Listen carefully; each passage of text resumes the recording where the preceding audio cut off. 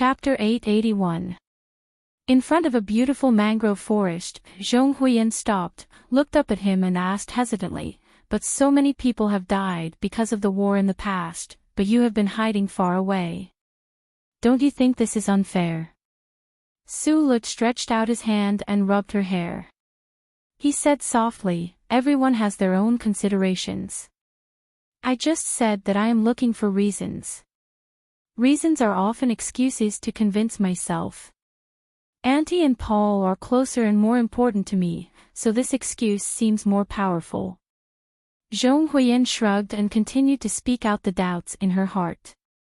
For example, on that planet full of killing, there were originally Xiong Linquan and other former companions. Why didn't you go? The morning light of the awakening spread from the horizon and sprinkled on the mangrove forest behind the two. The dewdrops on the thick red leaves sparkled like diamonds, reflecting the surrounding red scenery and adding a bit of charm. Su Lu looked at the camouflage spaceship at the edge of the woods.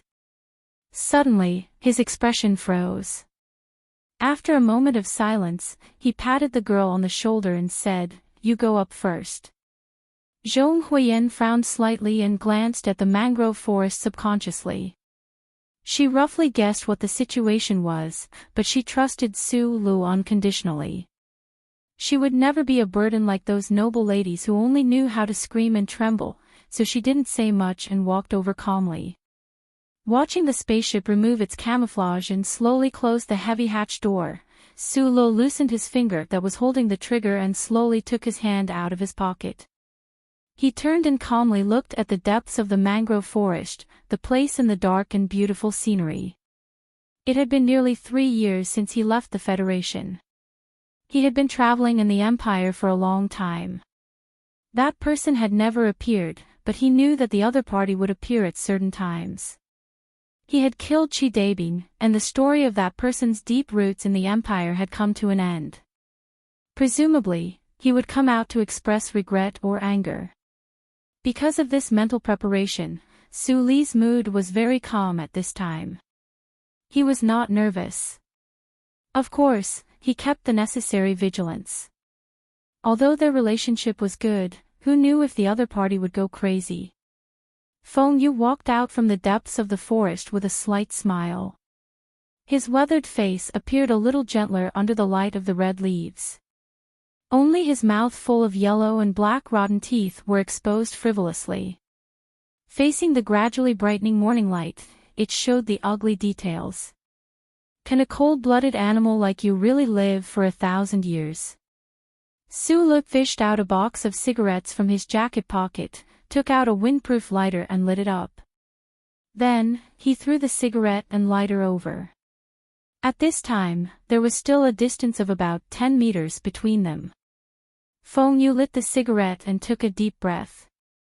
The white smoke with a hint of light blue blew out from his nostrils.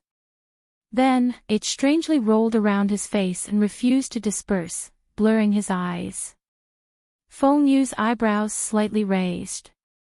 He looked at the rising red sun and said, "I taught you.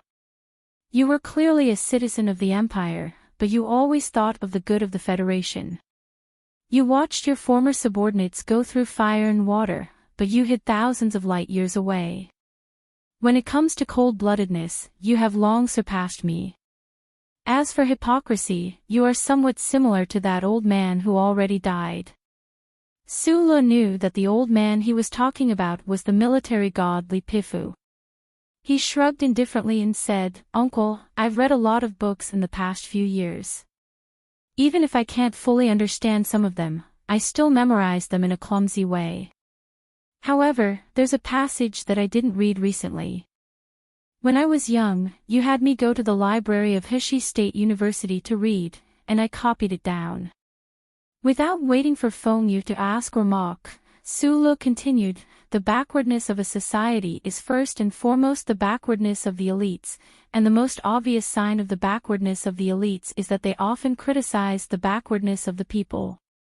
Although you, who played the role of George Carlin, never said this, you have always done this, whether it was in front of the Federation or the Empire. I remember that this is a famous and correct line of nonsense said by a certain famous Federation politician. Feng Yu smiled and said, I'm just curious as to why, when we rarely meet, you've become one of those boring middle-aged men, habitually making this kind of judgment. Because, although we rarely meet, I've always been thinking about what I should say if I did meet you. Or rather, I've always been thinking about what kind of person you are, wandering the universe in countless incarnations. The Emperor of the Empire has his goals, although that goal no longer exists. The great teacher has his own goals, although they are somewhat literary and somewhat sour. The military god also has his own goals, although they are somewhat unyielding. Even the aunties who sell children's clothes in the market have their own goals, although they are specific and subtle. But what about you? What exactly is your goal? After a moment of silence, Sulu slowly spread out his hands, feeling the slightly cold morning breeze. He did not hide the part of his heart that had cooled down. Looking at Feng Yu, who was not far away, he sighed and said, I've thought about it and realized that your goal is only playing. You have the ability to resist the charter. You see yourself as a god above all. You just find these things interesting, that's all. The corner of Feng Yu's lips curled up slightly. Looking at him, he said mockingly, does this count as a concrete manifestation of a child's patricide complex in psychology? Your disappointment in me is only because you need to use a certain method to prove that you have already surpassed me, that you can easily defeat me. Only in this way can you complete this process. No, I don't want to defeat you or surpass you. I'm not Chi-Dabing. I've never believed in the theory of evolution. I just want to tell you one thing.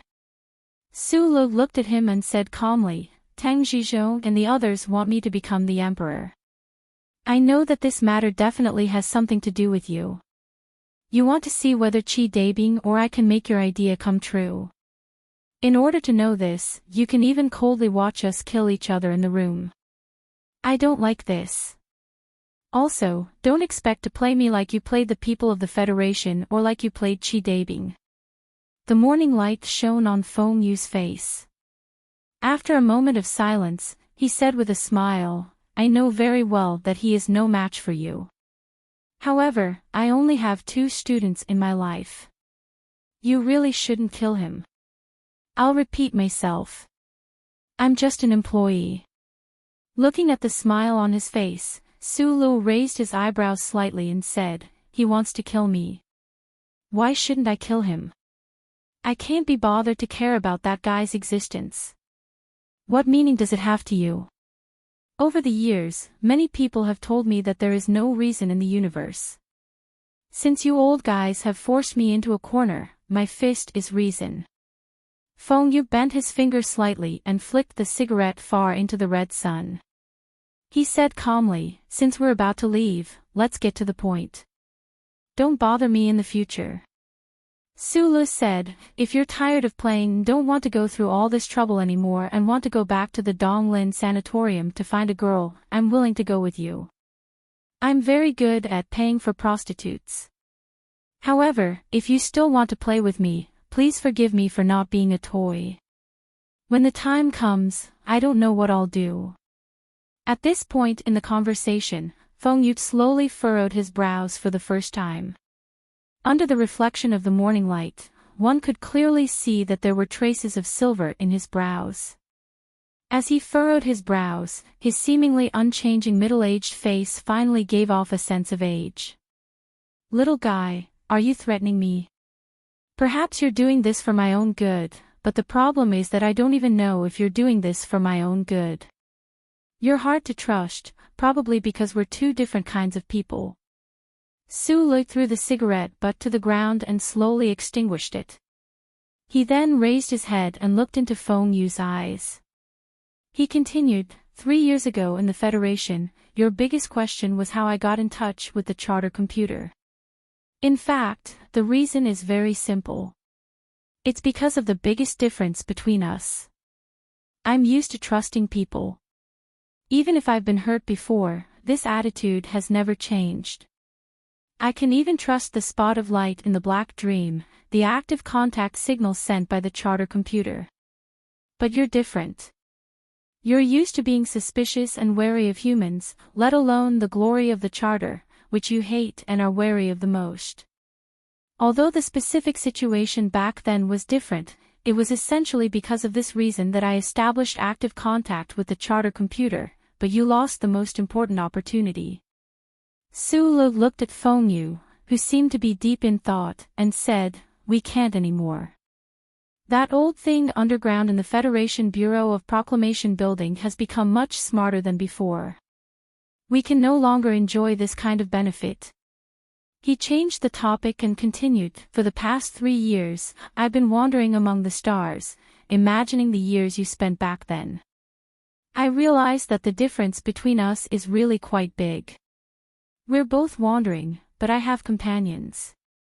I have little Watermelon to accompany me. If I want, I can even find 4 or 5 girls to accompany me." He smiled slightly, thinking about Philip. Feng Yu frowned slightly. Although he was already an old man, he was still a man after all. He could allow Su-lo to spout nonsense in other aspects, but in this aspect, he refused to admit defeat even if he was beaten to death. He said contemptuously, "If I want, I can find 4 or 5,000 women to accompany me.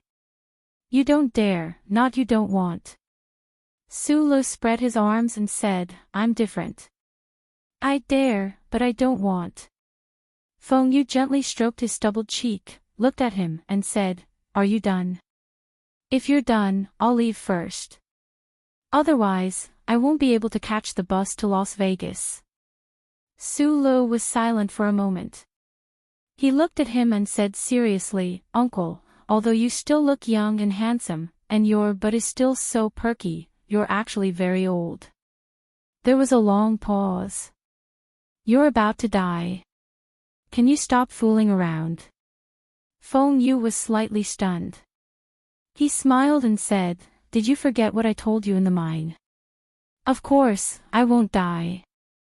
I'll never die."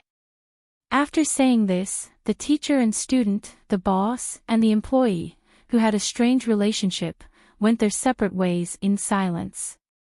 Su-lo stood on the slightly wet mud, looking at the back of the figure that disappeared into the depths of the mangrove forest. He was silent for a long time, thinking about something. Then, he heard the sound of a farewell wind chime. He knew that it was the string of 6-star knives hanging behind the uncles, but that was beating rhythmically. After this farewell, he didn't know when they would meet again. Chapter 882. In the late autumn of the 75th year of the constitutional calendar, a cold wind began to blow in the capital. Although the first snow had not yet arrived, the low temperature outside had begun to paint the glass windows of the building with frost. A very slight electric current starting sound was heard, and the automatic heating equipment below began to operate. It only took a few seconds for the glass window, like a woman with a face mask, to become clear. The flat evergreen grass and the withered leaves rolling in the autumn wind created a feeling of a mixture of tenacity and decay. Through the dark and steady face on the glass, it slowly seeped into the official residence. President Pawbrake silently looked at the scenery outside the window, and suddenly said, "Where is the parade?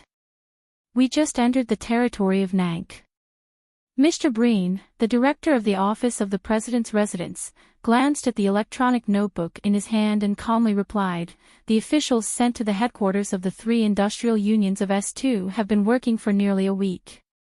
According to their judgment, nearly 60% of the ordinary workers still firmly support you, but most of the leaders of the 3 industrial unions have already been bribed by Macho. This is the personal action of Mr. Tai Yuan, don't associate it with Macho." President Pawbrake slowly turned around. His body was extremely relaxed as he leaned on the windowsill and calmly said, "Refusing to inherit the crystal mining consortium is naturally the biggest bribe in the history of the Federation. But what will that lady think? The foundation of the Chencher Tai family disappeared just like that. Even if Macho is the president for 10 consecutive terms, I'm afraid it will not be able to recover the loss. Director Breen slightly smiled, respectfully stood behind the president, and handed over the electronic notebook in his hand. What will Lady Tai think? Those who were qualified to discuss in the Oval Office of the official residence had already received the news through the most reliable channel that Madame Yi smashed the entire kitchen in a rage several months ago. To be able to make this lady who was accustomed to the picturesque scene lose her composure, one could imagine what kind of heavy blow Tai Yuan's decision had caused to her. The ambush in the Straits of Mo Hua Planet achieved the greatest victory. Even if Xiao Qing was not at the front line, the gift he left for the princess still played a role. He is indeed a rare talent. A steady voice rang out from the corner of the Oval Office. It turned out that General Li Jiedu had been sitting silently in the shadows and had not spoken. When will Xiao Qing come back? President Pobre picked up the coffee on the table and looked at his old friend. The fleet has completed the space jump. It will take at most 3 weeks, Li Jiedu replied. President Pobre slowly took a sip of the black coffee thoughtfully. His thick black eyebrows furrowed slightly, and then gradually relaxed. He was not worried about the silent march. He had enough experience and countermeasures for the civil rights movement. In the parliamentary election 2 years ago, the candidates of Pobre's faction won many seats. Now, the various bills were being passed one by one according to the design of that year. And as long as Du Xiaoqing returned to the capital ring with his military might, those bills and regulations would be passed even faster.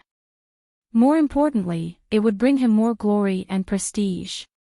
The noose around the necks of the 7 families was getting tighter and tighter. All the movements in the back of the mountain were in sight, and all the situations were under control. President Pobre turned to look at the cold autumn outside the window. A faint smile appeared on his dark face. He knew that he only needed to wait for the right time to pass the wartime presidential re-election bill and be the president for another 5 years. Then, he would be able to push forward the business of the tavern to the end. But why did he always feel that there was some shadow in his heart that could not be dispelled? President Pobre frowned slightly. He put down the coffee cup without knowing what to feel. Then, he heard a light beep from the table. He picked up the electronic notepad and looked at the latest news report. The expression on his face became more and more serious.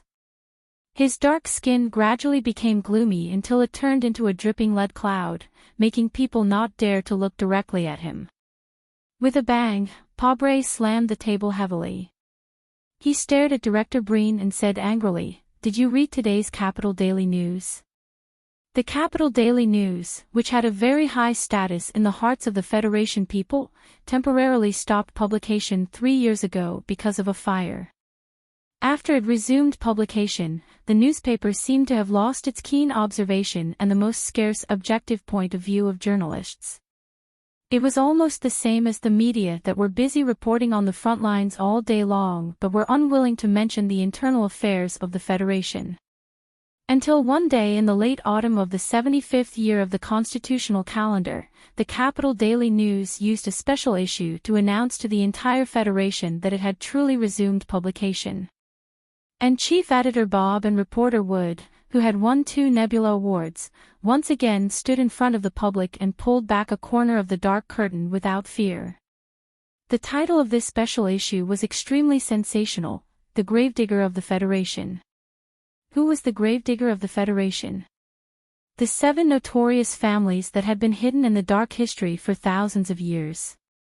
The imperial people who were as ferocious as beasts in the Gary Corridor and vowed to destroy the Federation.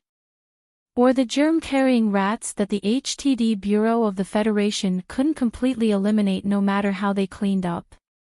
No, the answer provided by the Capital Daily News to the entire Federation was beyond everyone's expectations and shook everyone's nerves. Because they believed that the gravedigger of the Federation was President Pobre, who still enjoyed a very high reputation, and the Federation government under his leadership. This special issue used a full 4 pages to help the Federation people look back to the time and space of a few years ago.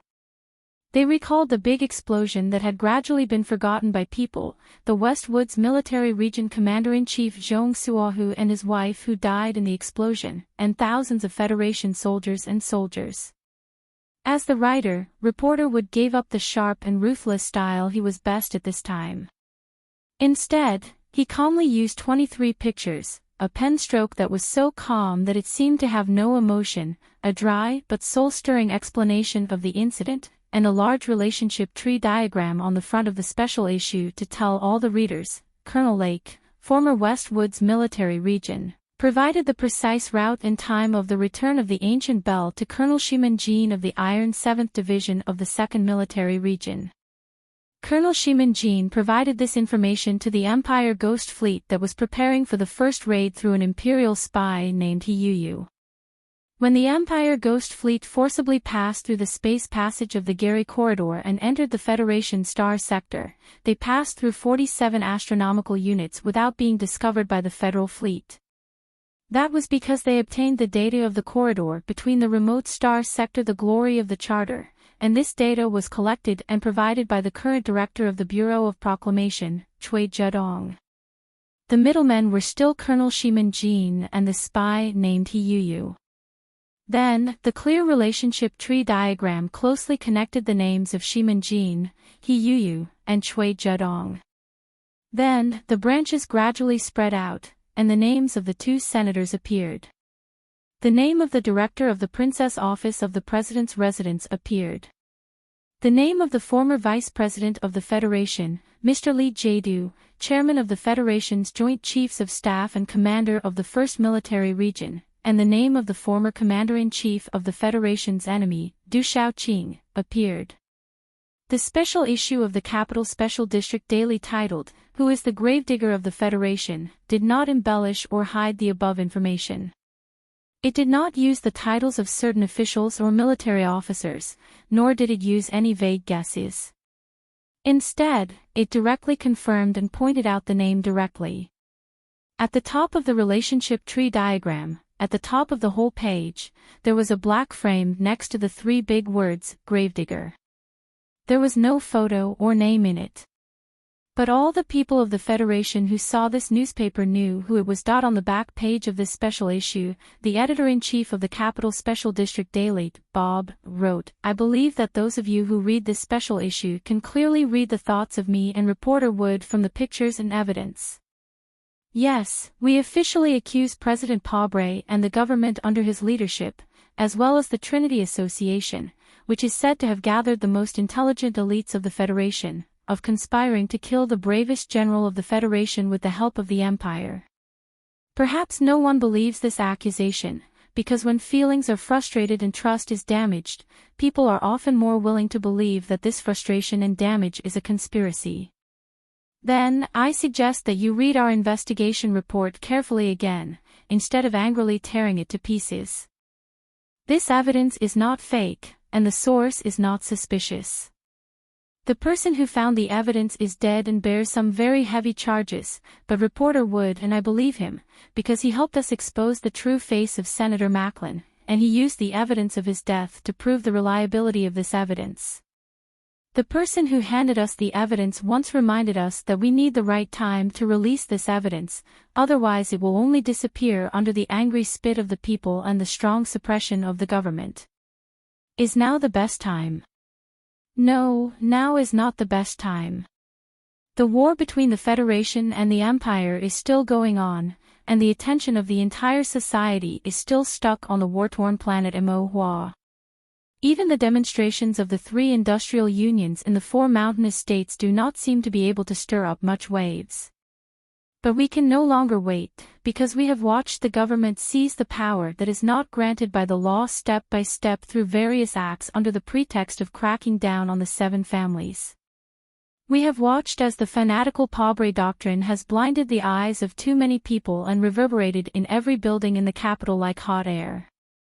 The various departments of the government use the Evil Patriotism Act to arbitrarily expropriate resources and arrest people, ignoring the law.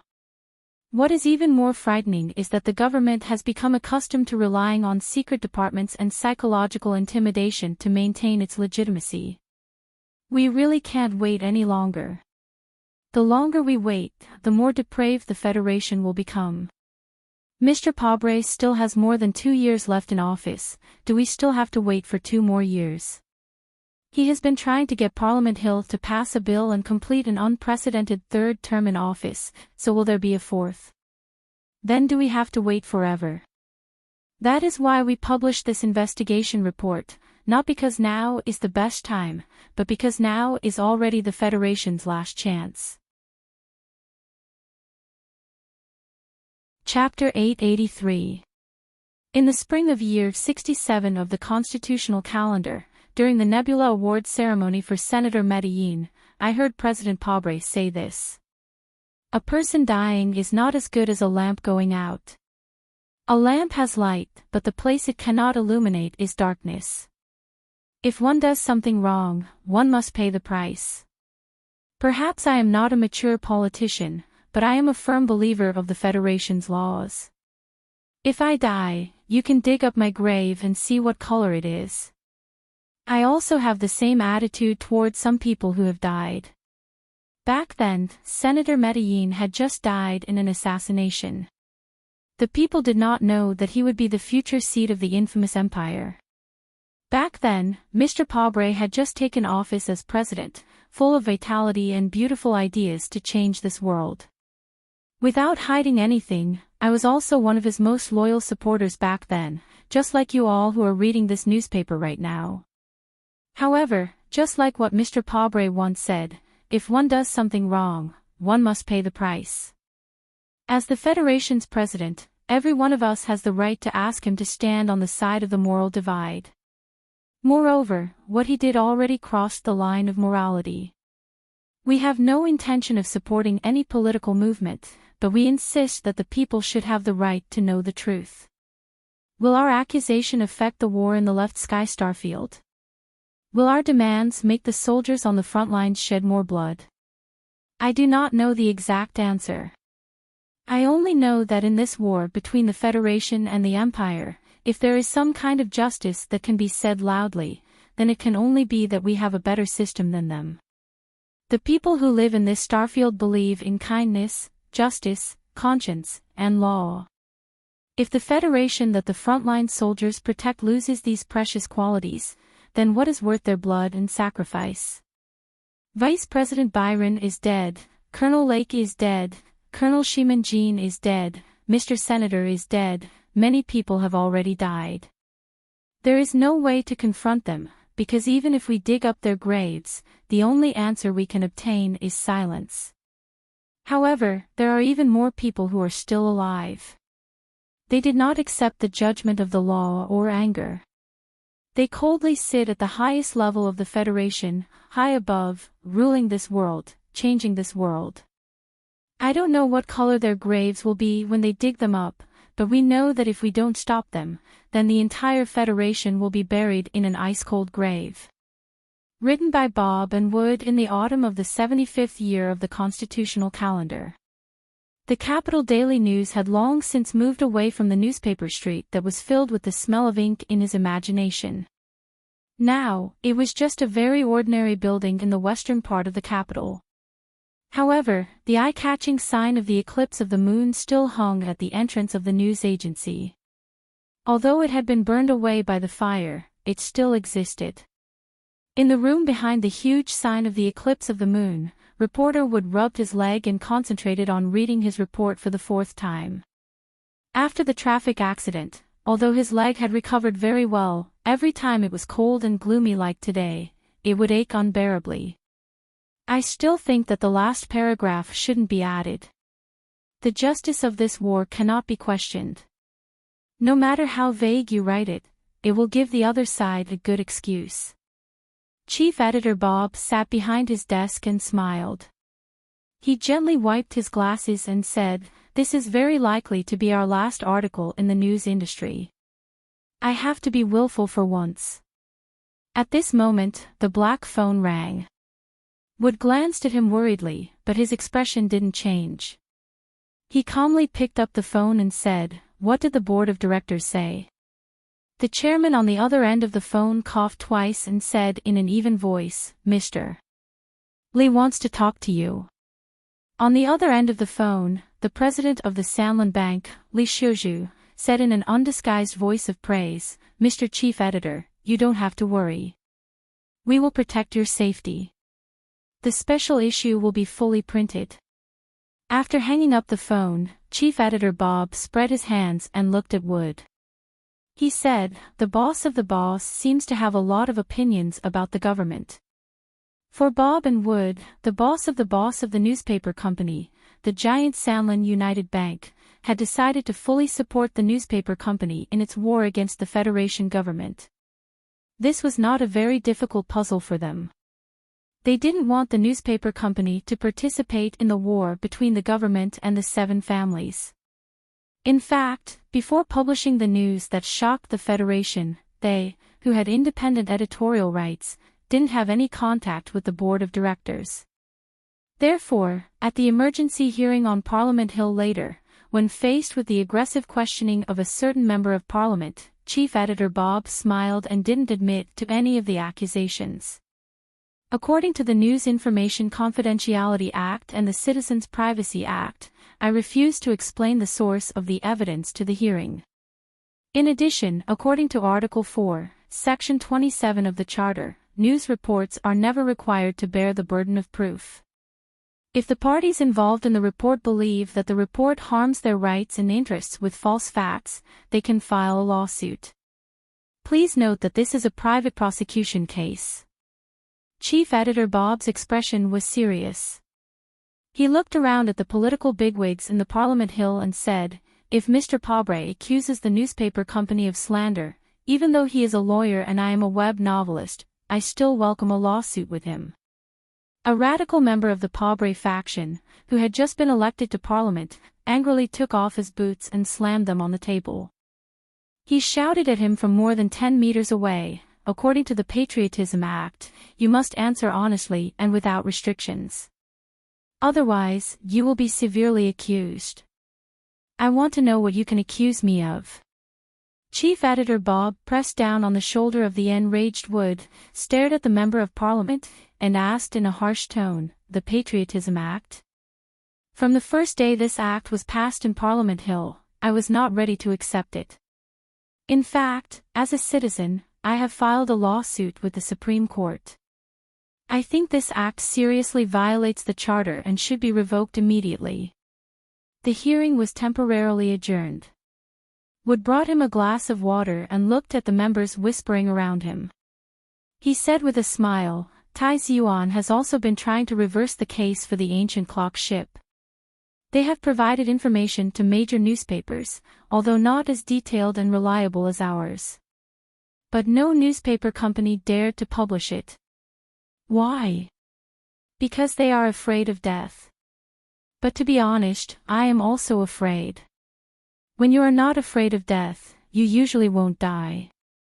Because if you die at this time, then they have no way to explain this matter clearly." Chief Editor Bob said, "But although you won't die, I think you will definitely be scolded." In the cold late autumn, it was still rain instead of snow. When the rain fell on the long stone steps in front of Parliament Hill, it didn't take long for it to turn into pieces of round ice, making the stone steps extremely wet and slippery. Chief Editor Bob and Wood walked out of Parliament Hill with umbrellas. They supported each other as they walked down the stone steps. Their movements were extremely clumsy. The two walked to the bottom of the stone steps with difficulty. What greeted them were countless flashing lights and microphones, as well as the insults of the agitated people, such as traitors, running dogs, and dog excrement. "Chief Editor, I heard that the Board of Directors of the Capital Special District Daily has been secretly receiving financial support from the Sanlin United Bank. So, does your report today have anything to do with the government's investigation of those big families?" After all, they were in the same profession, so the way they asked the question was relatively gentle. But the reaction of the surrounding crowd was even more intense. They crumpled the newspaper in their hands into paper balls, threw them in anger, and shouted loudly to beat the running dogs of the evil Leaf family to death. Under the protection of the police, Chief Editor Bob and reporter Wood withstood the attack of paper balls that were denser than the raindrops. They shrank their bodies behind the umbrella, looked at each other, and showed a bitter smile. Amid the banging sounds, Wood angrily cursed, "Scold all you want. Just for my half-crippled leg in the rain, I will take Pobre down." Chief Editor Bob let go of his hand that was supporting his elbow. With one hand holding the umbrella with difficulty, he put the other hand into his windbreaker and fumbled for a long time. He took out a thick cigarette and handed it over. He smiled and comforted, "I think the protesters in Nank State will definitely not scold us. They love us very much." Under the long stone steps of Parliament Hill, the cold rain in late autumn fell on the black umbrellas, making patter sounds. The angry crowd threw paper balls that fell on the umbrellas and bodies, making patter sounds. In such a miserable environment, the two reporters hunched their bodies and began to taste the high-quality coarse tobacco that was flown in from Naha State. The blue smoke and the aroma gradually filled the air. The black umbrellas were suddenly opened by someone. Bob and Wood, whose mood was interrupted, frowned and looked at the several officials in black overalls in front of them. They asked, "What's the matter?" "Let me introduce myself." The leader of the officials wiped the water droplets on his forehead and said slowly, "I'm Inspector Chini Jiang from the Federation Government Joint Investigation Department. Please follow us back for investigation." Chief Editor Bob looked at the man with a wooden expression and saw the raindrops on his glasses. After a moment of silence, he asked, "What's the reason?" Chini Jiang was slightly startled. He took out a document from his pocket and slowly read, "Your report promotes the Empire and destroys the Federation's preparations for war. You are suspected of treason." The silent march had been going on for almost half a year. The protesters who opposed the Federation government and demanded that President Pobre resign and be investigated gradually grew like weeds in every district of the Federation. Because of the military control of the capital airport, the 3,000 marchers from the 4 states around the mountain chose to walk from the port city to the capital. The crowd walked slowly and silently along the famous high-speed rail line. They gathered when they came across towns, held concerts when they came across mountains, cheered when they came across police, and whistled when they came across beautiful women. On the road, there were always people who got lost. The silent march seemed absurd and relaxed, but in fact, it was extremely well organized. It even asked the people who participated to not leave any garbage behind them. The combination of the Grand Carnival and the strict political demands made many people choose to leave. However, on the way from the port city to the capital, there were many young people who were dissatisfied with the current situation of the Federation, or simply wanted to add a touch of absurdity to their life resume. The number of people didn't decrease. Instead, it snowballed more and more. Late at night the day before yesterday, the parade entered the territory of South Kazhou. This morning, the total number of people was more than 20,000.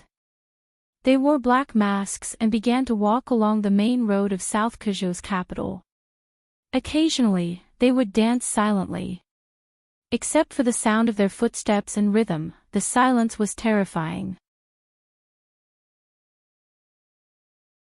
Chapter 884. A red flower was reflected on the gray glass, and then it was clean and otherworldly, exceptionally beautiful.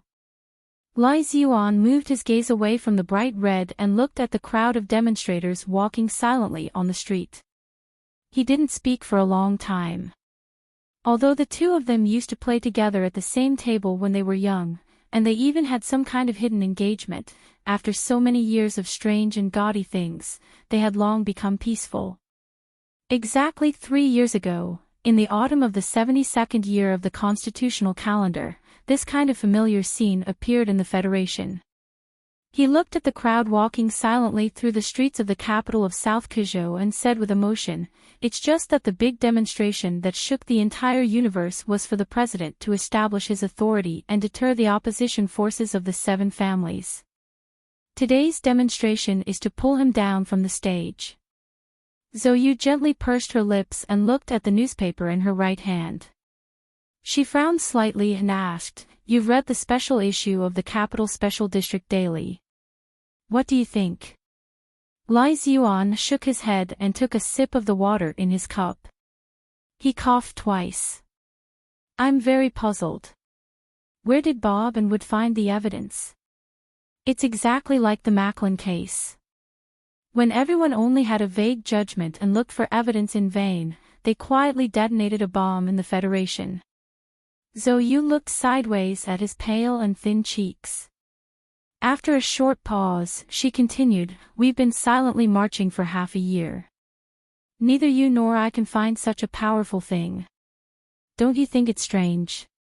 "It's not strange," Tai Ziyuan said. "You said that the situation is exactly the same as when Macklin was investigated. So it's obvious that these things were left behind by Su Lo before he left. As for the guy who found these things, I've also seen him." He quietly looked back at Zhou Yu's charming eyes, as if he wanted to confirm some facts that no longer existed from her reaction. But in the end, he didn't get a response.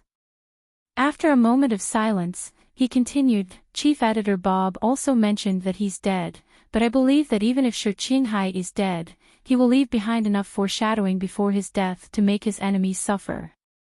Hearing the name that she hadn't heard for nearly 3 years, Zhou Yu's expression didn't change at all. Her charming and beautiful face was still like a proud red flower in the cold wind, but her right hand holding the wine glass was slightly pale. Then she turned around and calmly looked at the silent crowd under the window, not letting Tai Ziyuan see her eyes. Tai Ziyuan glanced at her side face, then looked at the crowd under the window. He picked up the glass and drank a mouthful of water, then turned around and walked back to his desk.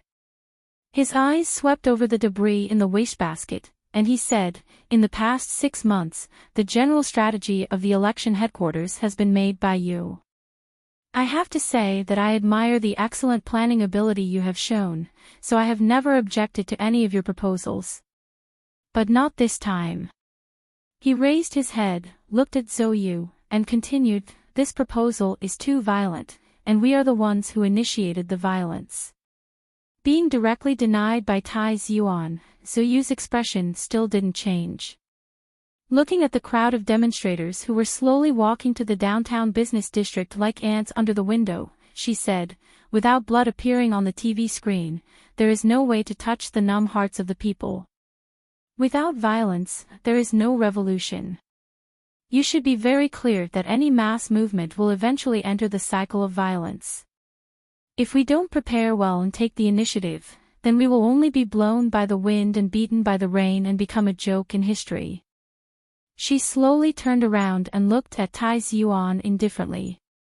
The glass of wine in her hand was as red as blood.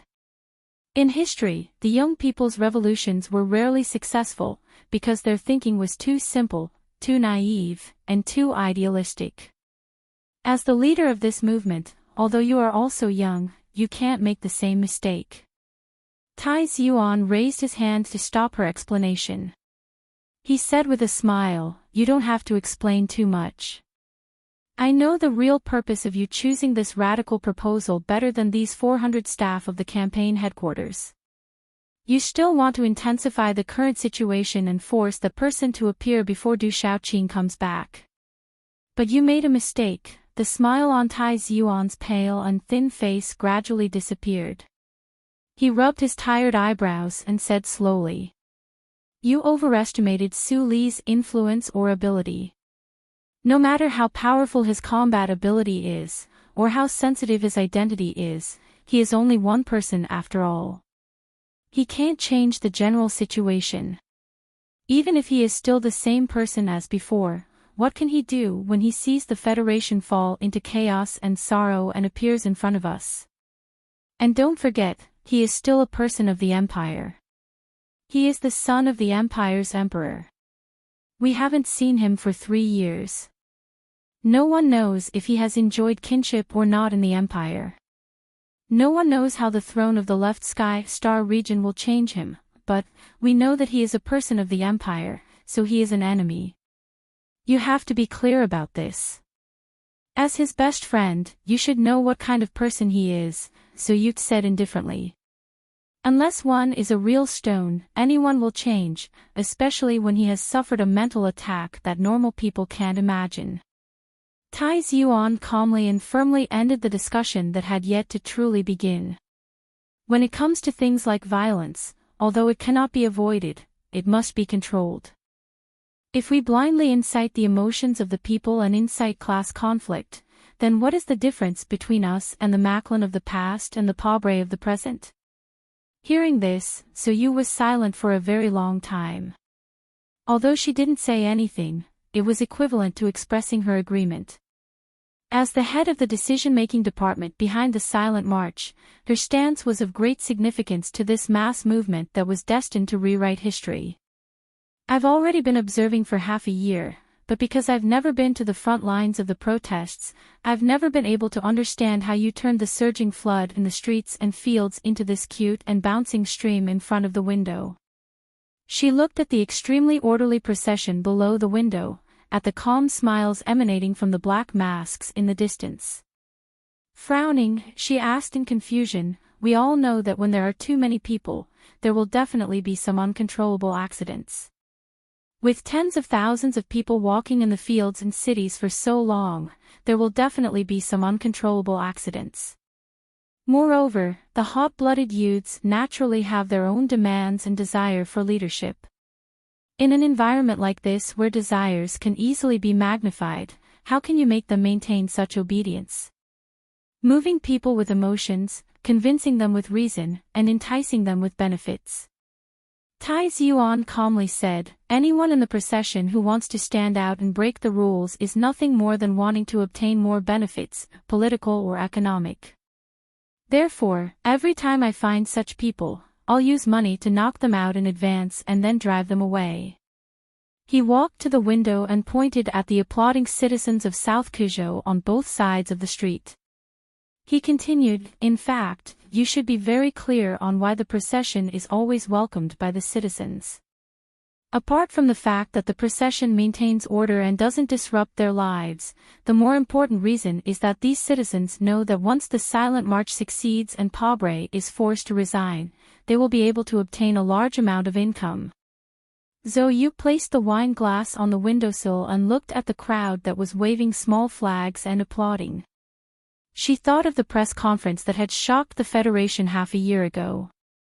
She thought of how the weak man beside her had given away the crystal mining consortium just like that. She couldn't help but reveal a slightly mocking smile as she softly murmured, "This is truly unprecedented. Do you think that if the Empire's emperor is willing to give enough benefits, the people who are fanatical supporters of the war will suddenly collectively become pacifists? Internal affairs and war can't be compared and considered on the same platform. However, the fundamental purpose of war has always been for benefits. If the Empire can give enough resources, not to mention the people, even I won't support the continuation of the war." Tai Yuan looked down the window and slightly narrowed his eyes. He calmly said, "The Federation government controls too many resources, but there is one thing that they will never be able to compare to me. They don't have the money that I have. This is a simple and violent war. I want to use money to smash Paubre into the dust." What an arrogant declaration. Zhou Yu smiled and sipped the wine. "But don't forget that Madame is very angry about your decision.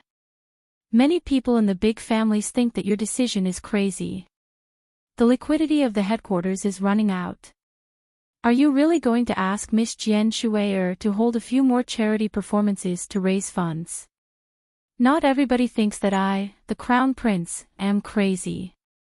So, it seems that the businessmen who are said to be easily blinded by benefits have a pair of profound eyes. Tai Yuan smiled and said, "Of course, the old man who is seriously ill may be a special case. Let me tell you a piece of good news.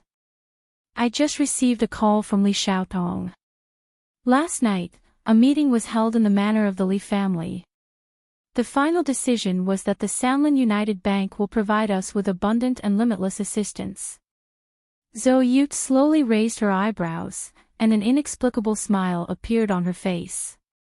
She said, "This is really good news. At least tens of thousands of people's boxed meals are finally guaranteed. Also, even the old man of Liyuan Palace thinks highly of you. Maybe it will affect Madame's attitude." Hearing the words, "Madame's attitude," Tai Yuan seemed to have thought of something, and his expression became a little complicated.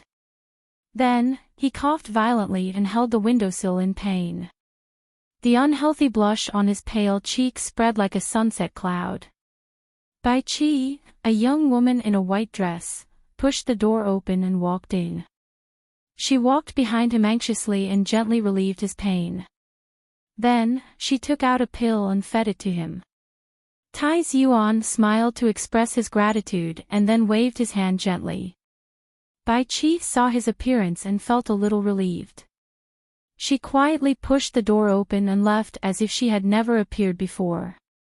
Only Zhou Yu noticed that she glanced at her warily when she closed the door. She couldn't help but smile mockingly. "I heard from Su Lu that Bai Qi is your first woman. I really didn't expect that with your status, you would be so affectionate." "This has nothing to do with being affectionate. I like her very much. She's quiet, honest, and knows her place. Since she doesn't want to leave, I'll treat her well." Tai Yuan was suddenly stunned. He frowned and thought for a long time. He said with some uncertainty, "It seems that Su Lu threatened me with this issue. Could it be that I was threatened by him? Your marriage has been delayed for 2 years. Does it have anything to do with Bai Qi's existence? You know very well that in the world of people like us, marriage has never had anything to do with feelings. It's just that many people in those big families think that I've gone crazy. How could they bear to marry their daughters to me? This is probably why I treat Bai Qi well. Women are troublesome, but she's an exception." Zhou Yu thought of Bai Qi's hidden and vigilant glance when she closed the door. She said with slight mockery, "Only people without abilities think that women are troublesome. This has nothing to do with ability." Tai Yuan smiled and sighed. When Su Lu fought against the entire Federation, he dared to pick up a gun and kill people without any scruples. However, even someone as powerful as him couldn't do anything when he met those women of his. I think that the reason why he didn't dare to return to the Federation after escaping for 3 years might have more to do with him not knowing how to deal with those women. Zhou Yu shrugged slightly. "It's not a good habit to laugh at your friends behind their backs. Alright, then let's continue talking about the previous bribe." The effect of the drug seemed to be very fast. Tai Yuan's expression quickly returned to normal. He looked at her and said, "A critic once said that the backwardness of a society is first of all the backwardness of the elites, and the most obvious sign of the backwardness of the elites is that they often criticize the backwardness of the people. Yuzi, your current mentality already has this kind of feeling.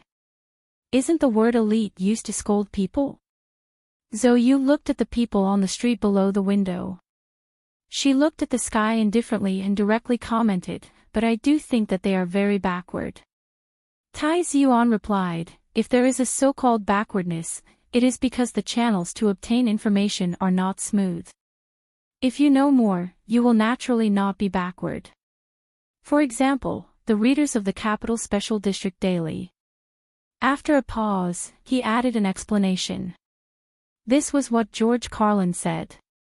At this time, he and Zhou Yu naturally did not know that in the distant Wutian galaxy, in the suburbs of the Empire's capital, Su Lu was unceremoniously criticizing Uncle Feng Yu, who was also George Carlin himself, as a hypocritical elite who only knew how to criticize the people for being backward.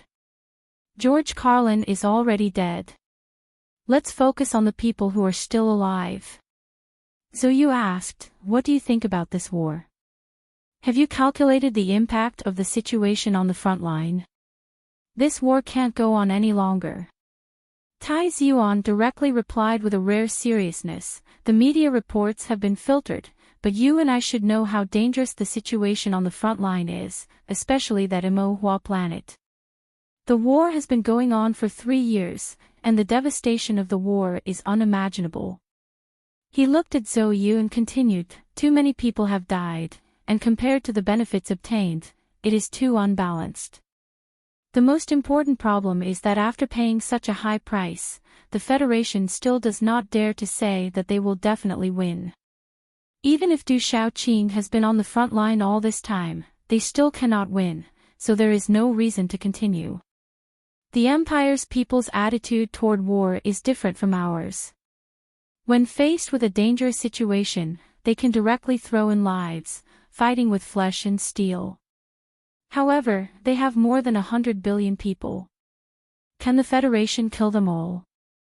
Zhou thought for a moment and said with a frown, as long as there are enough crystal mines, enough to support the regular cruising of 3 integrated fleets, the Federal Fleet will be able to lock down Immerse planet. When the Empire's troops on the surface are isolated, the Empire's rear troops will not be able to continuously resupply, and your pessimism will be meaningless. The prerequisite is that there are enough crystal mines. No one in the Federation knows the situation of the crystal mines better than I do. Tai Xuan said, the extraction of the crystal mines in Galaxy X is half a year later than expected because of the government's strong infiltration 3 years ago. Even if this situation did not happen, it will take at least 2 more years before it can be mass-produced. How can we drag this out? How many more people will have to die to drag this out? How could the Empire just watch this happen? When that time comes, X3 will definitely be the second Immerse planet. People are bound to die in war. Zhou frowned slightly and said unhappily, you know that I grew up in a military compound. As a child of the military, I will definitely be mentally prepared to sacrifice myself for the Federation. If we retreat because we are afraid of people dying, then we will not fight. That will be a huge joke. Don't forget that I was once a soldier, and a very brave one at that. That is why I have always agreed that soldiers should have some kind of special rights. That is because soldiers need to kill and need people to die. They live in a different river from the normal people. Tai Xuan looked into her eyes. Although his speed was slow, his tone was extremely serious. But I have never believed that soldiers have a reason or obligation to sacrifice themselves for a meaningless war. This war has developed to this point, and it is no longer of any benefit to the Federation. Instead, it has become a tool to fight for glory and support for the government. This is very laughable and very sad. He pointed out the window and said, under the influence of those people in the government, and even under the influence of you and me, the current Federation's democracy has begun to become vulgar. Meanwhile, the government has already begun to become shady. Fighting for this kind of government, fighting for the survival of the government, is the greatest insult to the troops on the front lines. Something like power does indeed have some kind of terrifying magic. President Pobre has fallen too quickly, so quickly that it has exceeded my worst imagination 3 years ago. He has begun to enjoy the pleasure that power brings. Tai Xuan gently rubbed his forehead and said with emotion, just like what Chief Editor Bob said, the president has begun to get used to and enjoy these methods. For the Federation, this is a disaster. When secret operations reach a certain level, people will often forget what their original goal was. You all just need power, more and more power, and the more power you have, the less respect they will have. Tai Xuan frowned slightly. Looking at the commercial center square in the distance, he felt a faint sense of uneasiness coming from there. His voice was slightly cold as he made his final comment on the government. People who have no respect will often do anything. Because of the Silent March movement, because of the support of dozens of Federation celebrities, including Jian Shuier, and because of the various dark secrets exposed by some media and online forums, the political faction led by President Pobre suffered a sudden blow in the early elections of the various state representatives. Although the government's public support rate was still fluctuating around 57%, and Pobre's faction still maintained a slight advantage on Parliament Hill, it was conceivable that with the article in the Capital Special District Daily, the government's days would become more and more difficult. In Zhou Yu's view, Du Shaoqing leading the Iron 7th Division to carry the glory back to the country, other than symbolically adding points for the president and the government, it would be difficult for him to provide any substantial help to the current political situation. With the glory of the charter above, the military could not directly participate in political affairs. Therefore, after hearing Tai Ziyuan's comment that he would do anything, she frowned and began to think about what kind of methods the government and President Pobre would use to suppress the current wave. Don't forget the beautiful clothes that President Pobre has worn for decades. Tai Ziyuan walked to the desk, dialed a number, and reminded her, he considers himself as the spokesperson of the people at the bottom, so on the surface, there will be a lot of taboos. I believe that he will use the people to fight against the people. After that, he can calmly say that this is the choice and freedom of the people. On the floor below the two of them, the staff members were busy answering the phone. Through the close-range full-frequency communication system, they maintained close contact with the demonstrators on the streets. At the same time, they remotely controlled the dozens of groups on the ground to ensure the order of the silent march. Tai Ziyuan, who had almost unlimited financial support, had organized a team of as many as 700 people. Back when Pobre was running for president, he had done the same. As he lamented upstairs, this was just a reaction. Because of their professionalism, their efficiency was extremely high. The entire team's organization of the Silent March could be said to be perfect, especially after they entered Planet S1. The march from the port to the capital was in good order and the atmosphere was calm. Even the government-controlled official media couldn't find any problems. It had become a carnival of peaceful political expression for the people. Therefore, although the staff members were working hard, their expressions were very relaxed. At this moment, the department head received a call from the Crown Prince upstairs, followed by the first-hand news from the street. His expression suddenly became extremely serious, and the staff members who instantly grasped the situation rushed to the window in shock. Something like power does indeed have some kind of terrifying magic. President Pobre has fallen too quickly, so quickly that it has exceeded my worst imagination 3 years ago. He has begun to enjoy the pleasure that power brings. Tai Ziyuan gently rubbed his forehead and said with emotion, just like what Chief Editor Bob said, the president has begun to get used to and enjoy these methods. For the Federation, this is a disaster. When secret operations reach a certain level, people will often forget what their original goal was. You all just need power, more and more power, and the more power you have, the less respect they will have. Tai Ziyuan frowned slightly. Looking at the commercial center square in the distance, he felt a faint sense of uneasiness coming from there. His voice was slightly cold as he made his final comment on the government. People who have no respect will often do anything.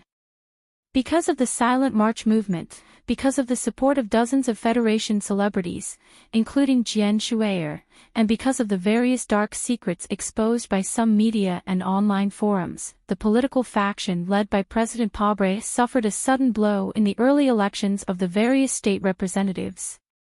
Although the government's public support rate was still fluctuating around 57%, and Pobre's faction still maintained a slight advantage on Parliament Hill, it was conceivable that with the article in the Capital Special District Daily, the government's days would become more and more difficult. In Zhou Yu's view, Du Shaoqing leading the Iron 7th Division to carry the glory back to the country, other than symbolically adding points for the president and the government, it would be difficult for him to provide any substantial help to the current political situation. With the glory of the charter above, the military could not directly participate in political affairs. Therefore, after hearing Tai Yuan's comment that he would do anything, she frowned and began to think about what kind of methods the government and President Pobre would use to suppress the current wave. Don't forget the beautiful clothes that President Pobre has worn for decades. Tai Yuan walked to the desk, dialed a number, and reminded her, he considers himself as the spokesperson of the people at the bottom, so on the surface, there will be a lot of taboos. I believe that he will use the people to fight against the people. After that, he can calmly say that this is the choice and freedom of the people. On the floor below the two of them, the staff members were busy answering the phone. Through the close-range full-frequency communication system, they maintained close contact with the demonstrators on the streets. At the same time, they remotely controlled the dozens of groups on the ground to ensure the order of the silent march. Tai Yuan, who had almost unlimited financial support, had organized a team of as many as 700 people. Back when Pobre was running for president, he had done the same. As he lamented upstairs, this was just a reaction. Because of their professionalism, their efficiency was extremely high. The entire team's organization of the Silent March could be said to be perfect, especially after they entered Planet S1. The march from the port to the capital was in good order and the atmosphere was calm. Even the government-controlled official media couldn't find any problems. It had become a carnival of peaceful political expression for the people. Therefore, although the staff members were working hard, their expressions were very relaxed. At this moment, the department head received a call from the Crown Prince upstairs, followed by the first-hand news from the street. His expression suddenly became extremely serious, and the staff members who instantly grasped the situation rushed to the window in shock. Bastards of the 7 families, get out of Nankashao. The silent march had been going on for several months.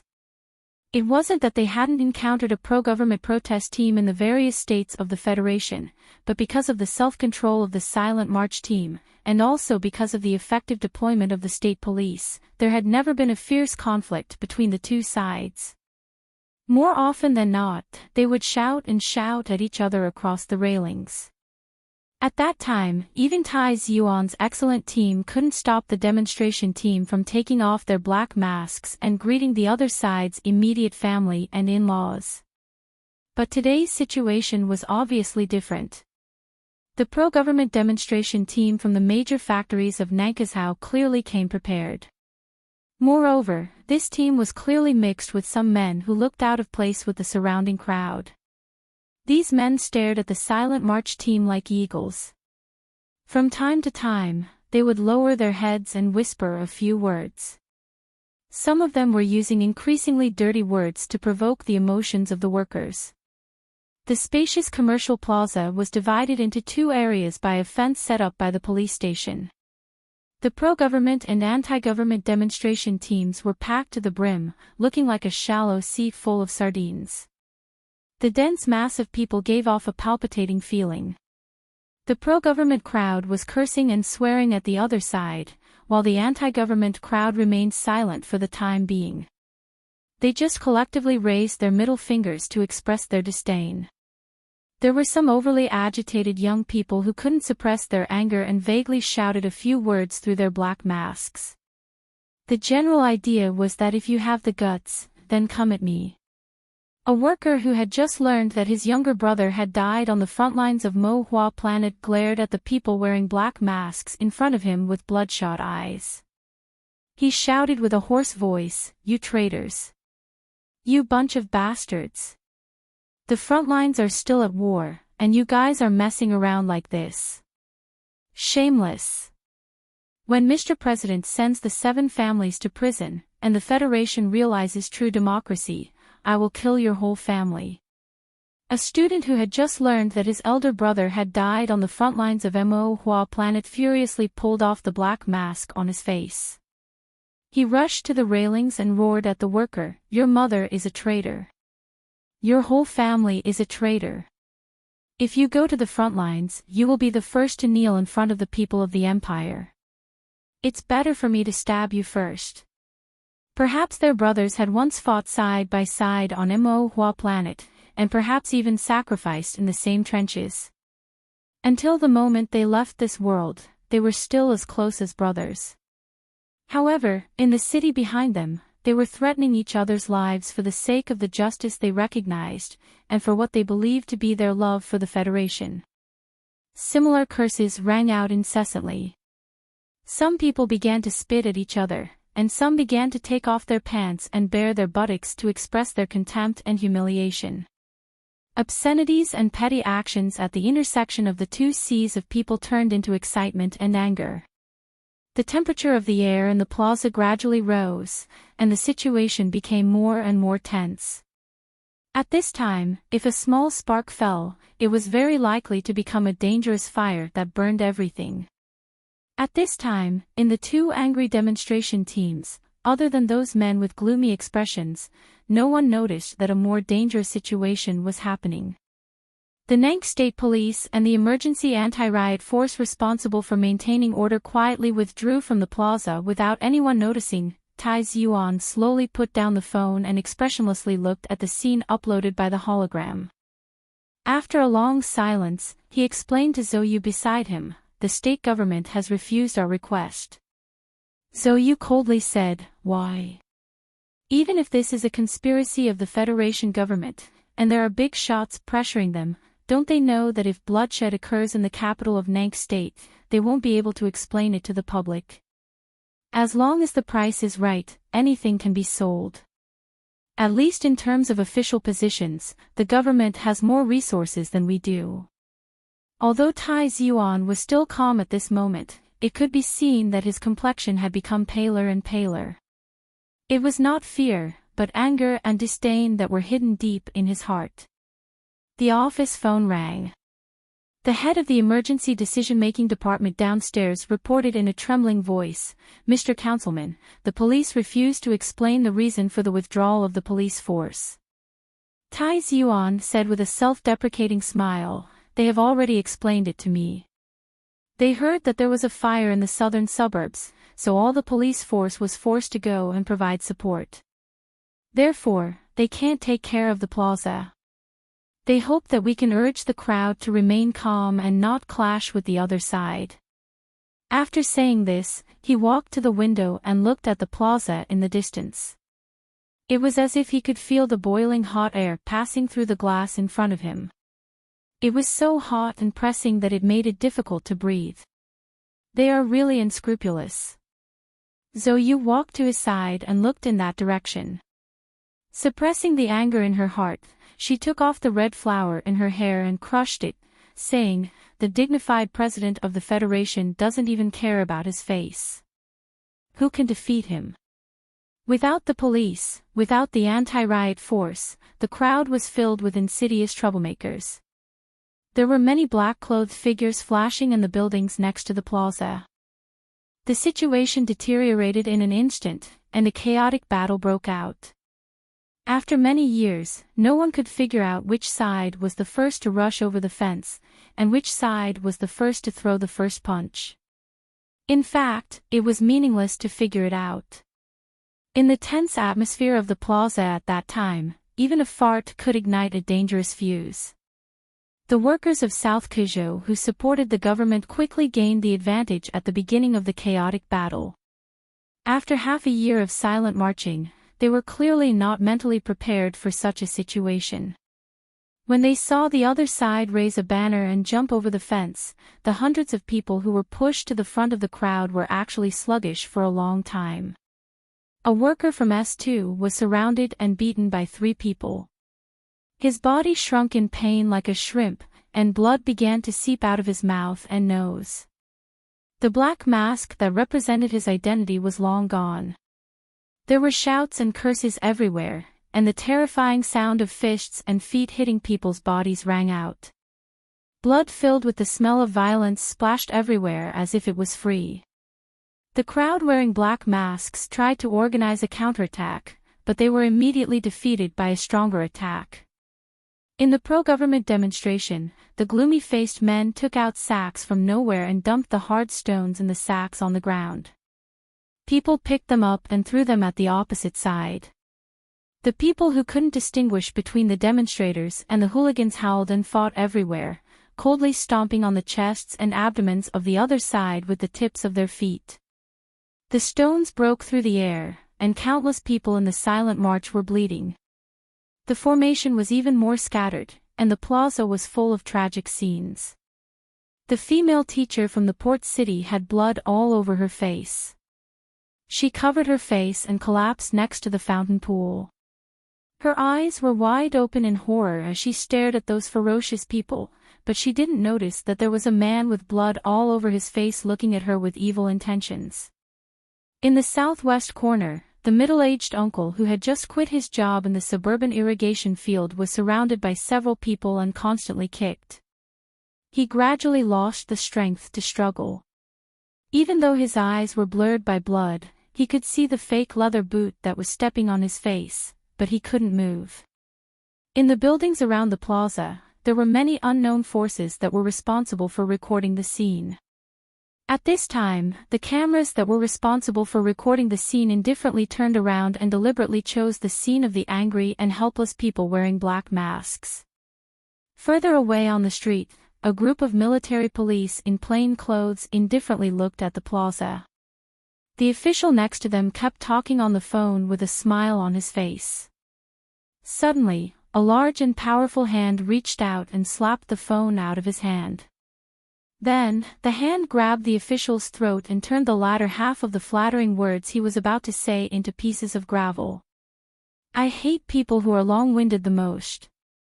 When the military police in plain clothes around the street saw that their officer was attacked, their expressions changed dramatically.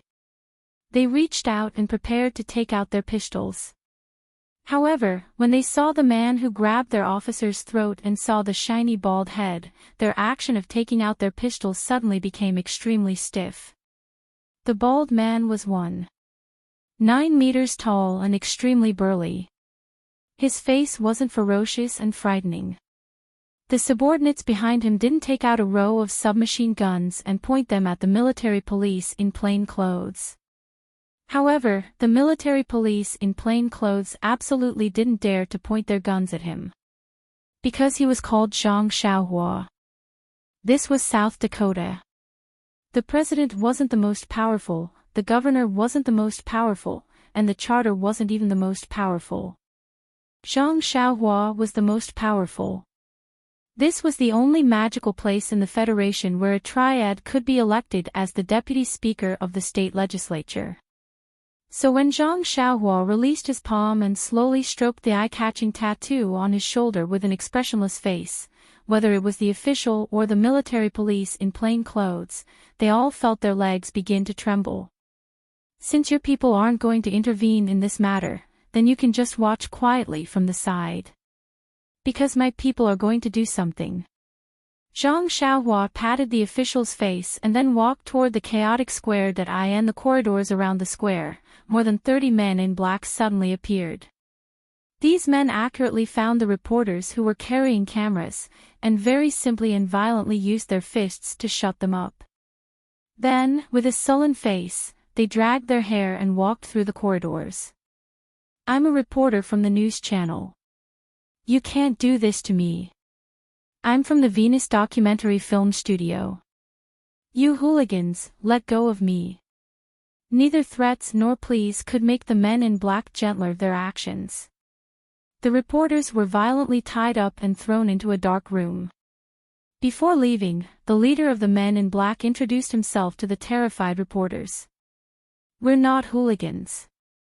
We're triads." It was as if a magician had cast some kind of spell on the street at the southeast entrance. More than 1,000 men in black holding hard wooden sticks in their hands silently rushed toward the center of the square where the chaotic battle was taking place. A hooligan whose face was covered in blood looked at the female teacher whose face was also covered in blood at his feet. He obtained an unprecedented pleasure from her fear and helplessness. He reached out and rubbed her chest, but before he could experience the next level of pleasure, he felt a sharp pain in his wrist. A wooden stick directly smashed his arm, and then he was ruthlessly knocked to the ground. Looking at the ruthless leather boots that stepped on his face, the middle-aged man closed his eyes in despair. So he didn't see the shadow of a stick floating over, and in an even more ruthless manner, it directly smashed his leg into 3 pieces. The men in black who rushed in from the southeast entrance had cold and silent expressions. When they saw people without black masks, they ruthlessly knocked down with their sticks, causing the red ribbons on their right arms to draw a swift and fierce line. They were relatively few in number, but they were extremely ruthless and valiant. As professional thugs specially recruited from various halls in South Kuzhou, how could ordinary people resist their existence? The wooden sticks were all aimed at the opponent's joints. The hard wooden sticks intersected with the fragile human bones, making frightening breaking sounds from time to time. In just half a minute, they broke through to the most tragic center of the square, and then scattered like a bomb. Countless miserable howls sounded, just like before. However, many people, especially the plainclothes police officers mixed in with the parade, felt like they were in heaven when they were fiercely attacked. Zuyu frowned and looked at the picture on the hologram. For a long time, she didn't speak. Her fingers slowly rubbed the petals that oozed red juice, and she whispered, "Did you prepare this?" Tai Yuan looked at her and shook his head, saying, "This is just a preparatory measure. I didn't expect it to become a reality. If you want to be a different person from Pabre, these people should have appeared earlier." Someone once said that if a person doesn't have dreams, then what is the difference between a person and a salted fish? If a person only has dreams, then what is the difference between a person and a bubble? After a moment of silence, Tai Yuan continued, "He is unscrupulous, so I have to have some means. A pure idealist only has one end, which is to die or be forgotten. In addition, whether or not these people will appear, and when they will appear, is not something that I can control." Then the phone rang. The man in the Federation, who had the qualifications and ability to control this kind of thing, still had the shoulders as steep as a mountain. Although his body was thin, it seemed to be full of endless strength. He was silently watching the picture on the square. In the past, when he looked up to the sky and went out, he, who regarded his family as a broken shoe, silently returned from Bermuda when his family was facing a fatal threat. When life and death were on the line, he silently returned from Bermuda. He gave up the foreign hegemony that he built for half of his life. In the midst of the storm, he carried the name of his family on his shoulders. After watching for a long time, Lin Banshan dialed Tai Yuan's phone and said, "When Mr. President doesn't even care about his face, what we need to do is simpler. I'm better at unscrupulous things."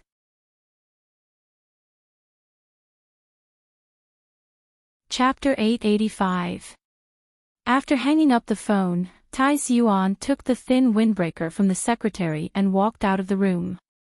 Zhou Yu silently watched his back disappear in front of her eyes. She suddenly found that the thin body covered by the thin windbreaker was very suitable for this moment to play the role of sadness and then stir up emotions. Before walking out of the building, the public image team of the work department quickly tidied up Tai Yuan's appearance.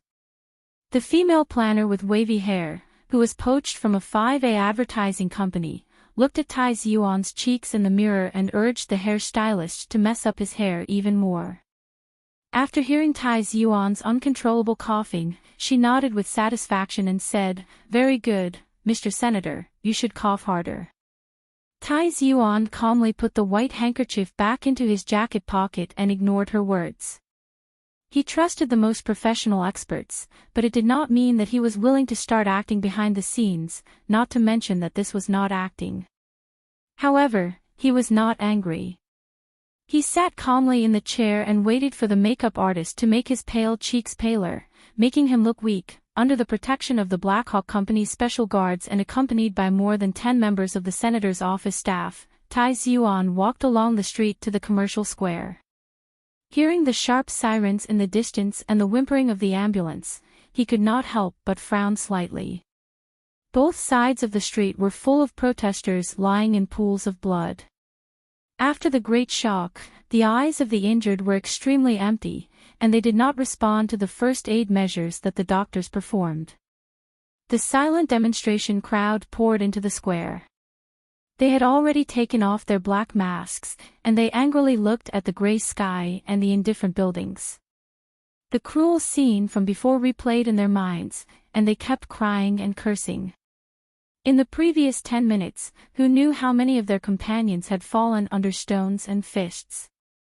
If it were not for the group of men in black with red ribbons rushing in with wooden sticks, today's people would have suffered even more tragic losses.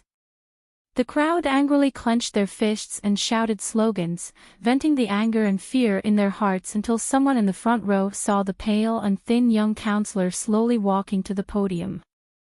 The silence turned into a wave of harmony.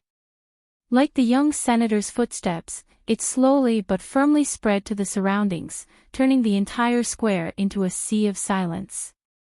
The angry roars gradually faded away. Tens of thousands of people looked at the stage with expectant gazes. The countless details in this scene proved just how much influence Tai Yuan had after half a year of marching. Without much provocation, Tai Yuan spoke into the microphone with a slightly hoarse voice.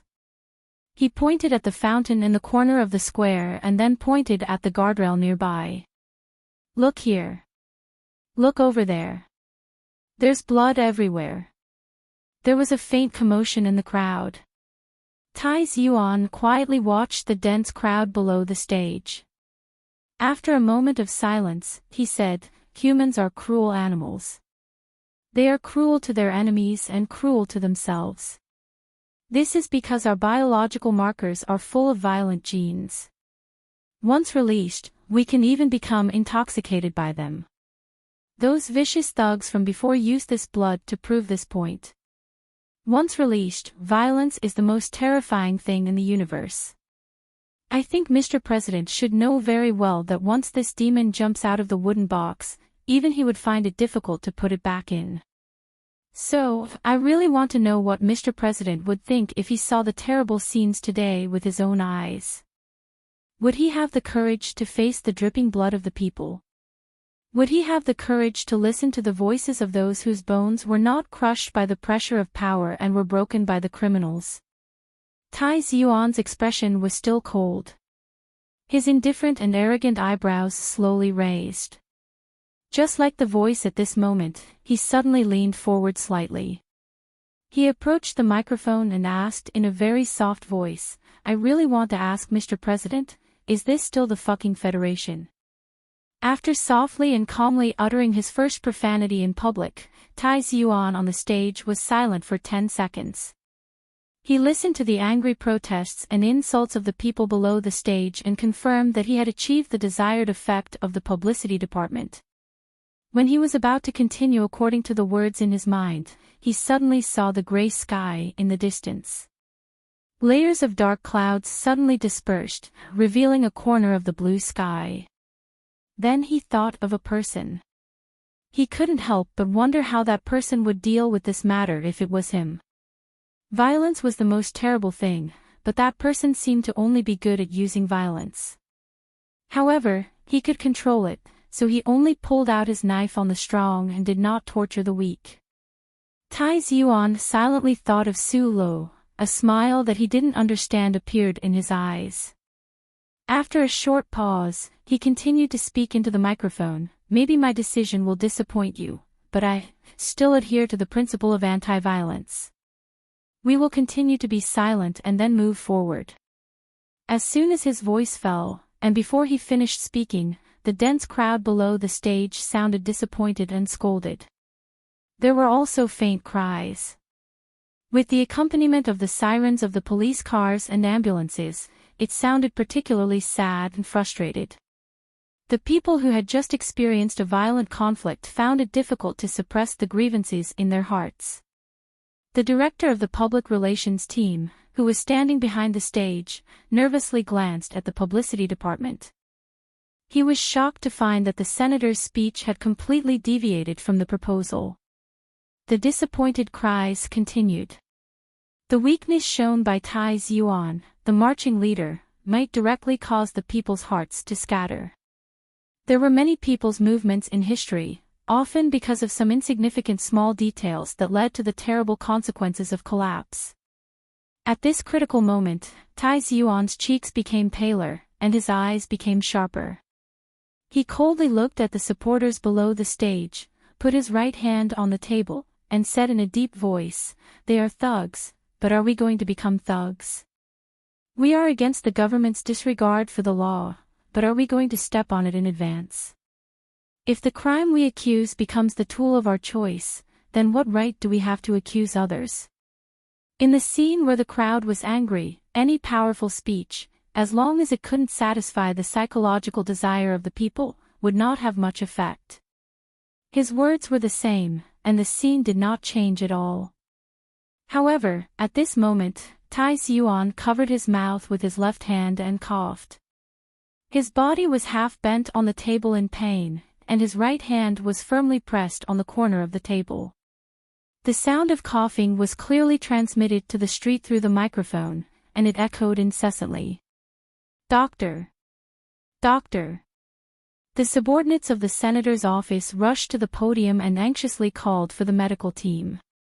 Tai Yuan waved his hand to stop his subordinates, slowly but firmly straightened his body, gently wiped the corner of his mouth with a handkerchief, quietly looked at the people below the stage, and continued with a hoarse voice, "Everyone, I don't want to be a more shameless leader than the president." Because of the violent coughing, his voice was more hoarse than before, as if his vocal cords had been polished by rough sandpaper. Every word that came out of his thin lips carried traces of blood, and when it entered everyone's ears, they could clearly feel his pain. The people on the street didn't hear the rest of his words clearly, but the people closest to the podium noticed that the white handkerchief in his left hand was tightly clenched, and they could faintly see traces of blood. People cried out in surprise, and then the news quickly spread. Giving up the foundation of the millennial family, dragging a disabled body, and leading everyone here from S2 to the capital, what was his purpose? The people looked at the thin young senator on the podium with sympathetic and respectful eyes, who was coughing up blood and seemed like he could collapse at any time. The originally noisy venue suddenly fell into silence again. "I want to say to Mr. President, you may have lofty ideals or dreams, but you don't have the right to make the entire Federation pay the price for your ideals or dreams. Every citizen can only be responsible for their own actions, and pay the price voluntarily. I have already declared to you and the entire Federation, what can I do, and what are you willing to give up for the Federation?" Today, this street was originally full of flowers that were welcomed by the people, but now there is only blood that is gradually turning black.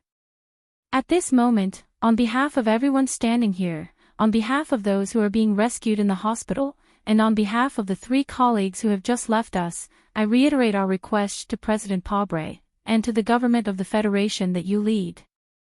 Tai Yuan looked at the ambulance that was leaving, and thought about the news that he had just received. His eyes narrowed slightly, as if he was trying to hide the tears in his eyes. He clenched his fists and shouted at the camera, "We demand that the Management Committee of the Federation immediately establish a special investigation committee, and that the Supreme Court will appoint the first sequence of independent investigators. We demand that the President's residence hand over all data records to the committee. We demand that the Patriot Act be abolished immediately. We demand that the authority of the so-called Joint Investigation Department be terminated. We demand that President Pobre voluntarily give up his administrative privileges. In front of the law, in front of the word fairness, and in front of the glory of the Constitution, no one has any reason to enjoy special privileges, including the President and the Bureau of Proclamation. You have to answer the question raised by the Capital Special District Daily. Why was the route of the antique bell leaked? Why was the ghost fleet of the Empire able to hide in that star area for so long? The steady and powerful voice echoed in the quiet street. Tai Yuan narrowed his eyes and looked at the distant sky and the nearby crowd. He silently remembered that a few years ago, there was once a judicial official of the Ministry of National Defense named Su Songzi, who had once accused Colonel Lake in a hearing, and that Shi Qinghai, who had once smilingly exercised the right of arrest in the Parliament Hill. At this time, a supervisor in the office suddenly rushed to the podium, walked behind him, and said a few words with a serious expression, which interrupted the young senator's memory. Tai Yuan suddenly frowned, like a plum tree that was about to burn. After a moment of silence, he approached the microphone and said to the crowd on the street, "We just received an infuriating news. Chief Editor Bob and reporter Wood of the Capital Special District Daily were arrested by the Federation government for treason after the emergency hearing in Parliament Hill. We don't know where they are now." Hearing this explosive news, tens of thousands of people suddenly became restless. People waved their bleeding fists and shouted silently and angrily. Tai Yuan opened his arms and motioned for the crowd to calm down. He frowned and said, "The indescribable grief and indignation at this time reminded me of something that Master Schiller once said. History has already proven that when it comes to things like reform, at the beginning, it is always the task of those with knowledge who are the first to realize it. But these people with knowledge must be able to research, think, be decisive, and have perseverance. He also knows how to use power, but he doesn't lie. He guides, but he doesn't cater. He doesn't look down on himself and think that he is everyone's performer. He also doesn't look down on others and think that they are his underlings. He is just a person among the masses. I think this is the only way to do the work of the masses." A wind passed through the street, blowing a corner of his thin windbreaker and lifting the hair in front of his forehead. Tai Yuan slightly narrowed his eyes and said, "As a person among the masses, he can do the work of the masses. President Pobre has already used his actions to prove that he has long left the masses, so he can never become such a person. I don't know if I can become such a person, but I will try my best. Nothing can stop me, and you will be my most trusted partners. We will be on the road again. We will be silent all the way, walking through the mountains, through the cities, to the capital, to Charter Square, to the front of Parliament Hill, and to the balcony of the official residence. When that time comes, we will hold up the proud and noble head of the Federation and ask Pobre, 'Do you know that you are wrong?' If he still refuses to agree to our request, then..." Tai Yuan slowly raised his right arm on the stage and said, "We will not agree to it either." On the cold street, the tens of thousands of people below the stage resonated with the thin young member of parliament on the stage. They shouted 3 words like thunder, shattering the autumn wind and frost. "We will not agree." The lawn under the balcony of the official residence gradually turned dark yellow. Even if it was a special breed, under the invasion of the cold day after day, it had no choice but to gradually retreat. Dozens of special task force agents vigilantly watched the surroundings, and no one dared to stay outside the building.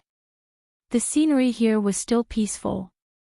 At least at this moment, the brave and hot-blooded protesters were still far away in Nankashao and did not have the opportunity to shout endlessly and vent their anger here.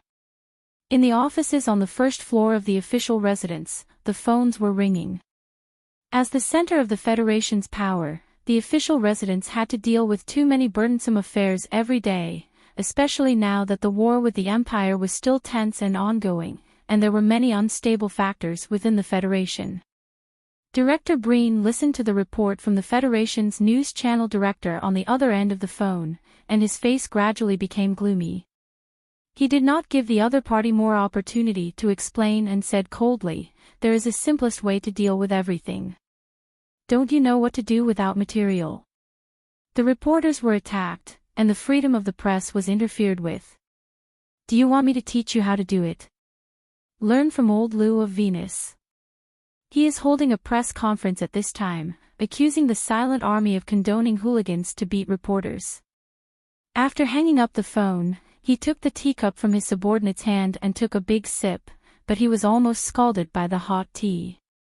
His irritable mood suddenly broke through the critical value, and he directly scolded the female secretary who liked to wear a velvet skirt and show a pair of legs in front of him like a pig's head. It was only when the office television began to broadcast the emergency broadcast of the news channel that Director Breen's mood improved slightly. Looking at the beautiful female anchor on the screen, his eyebrows slowly relaxed. He thought of the intimate scene he had seen in a certain place in a certain year, month.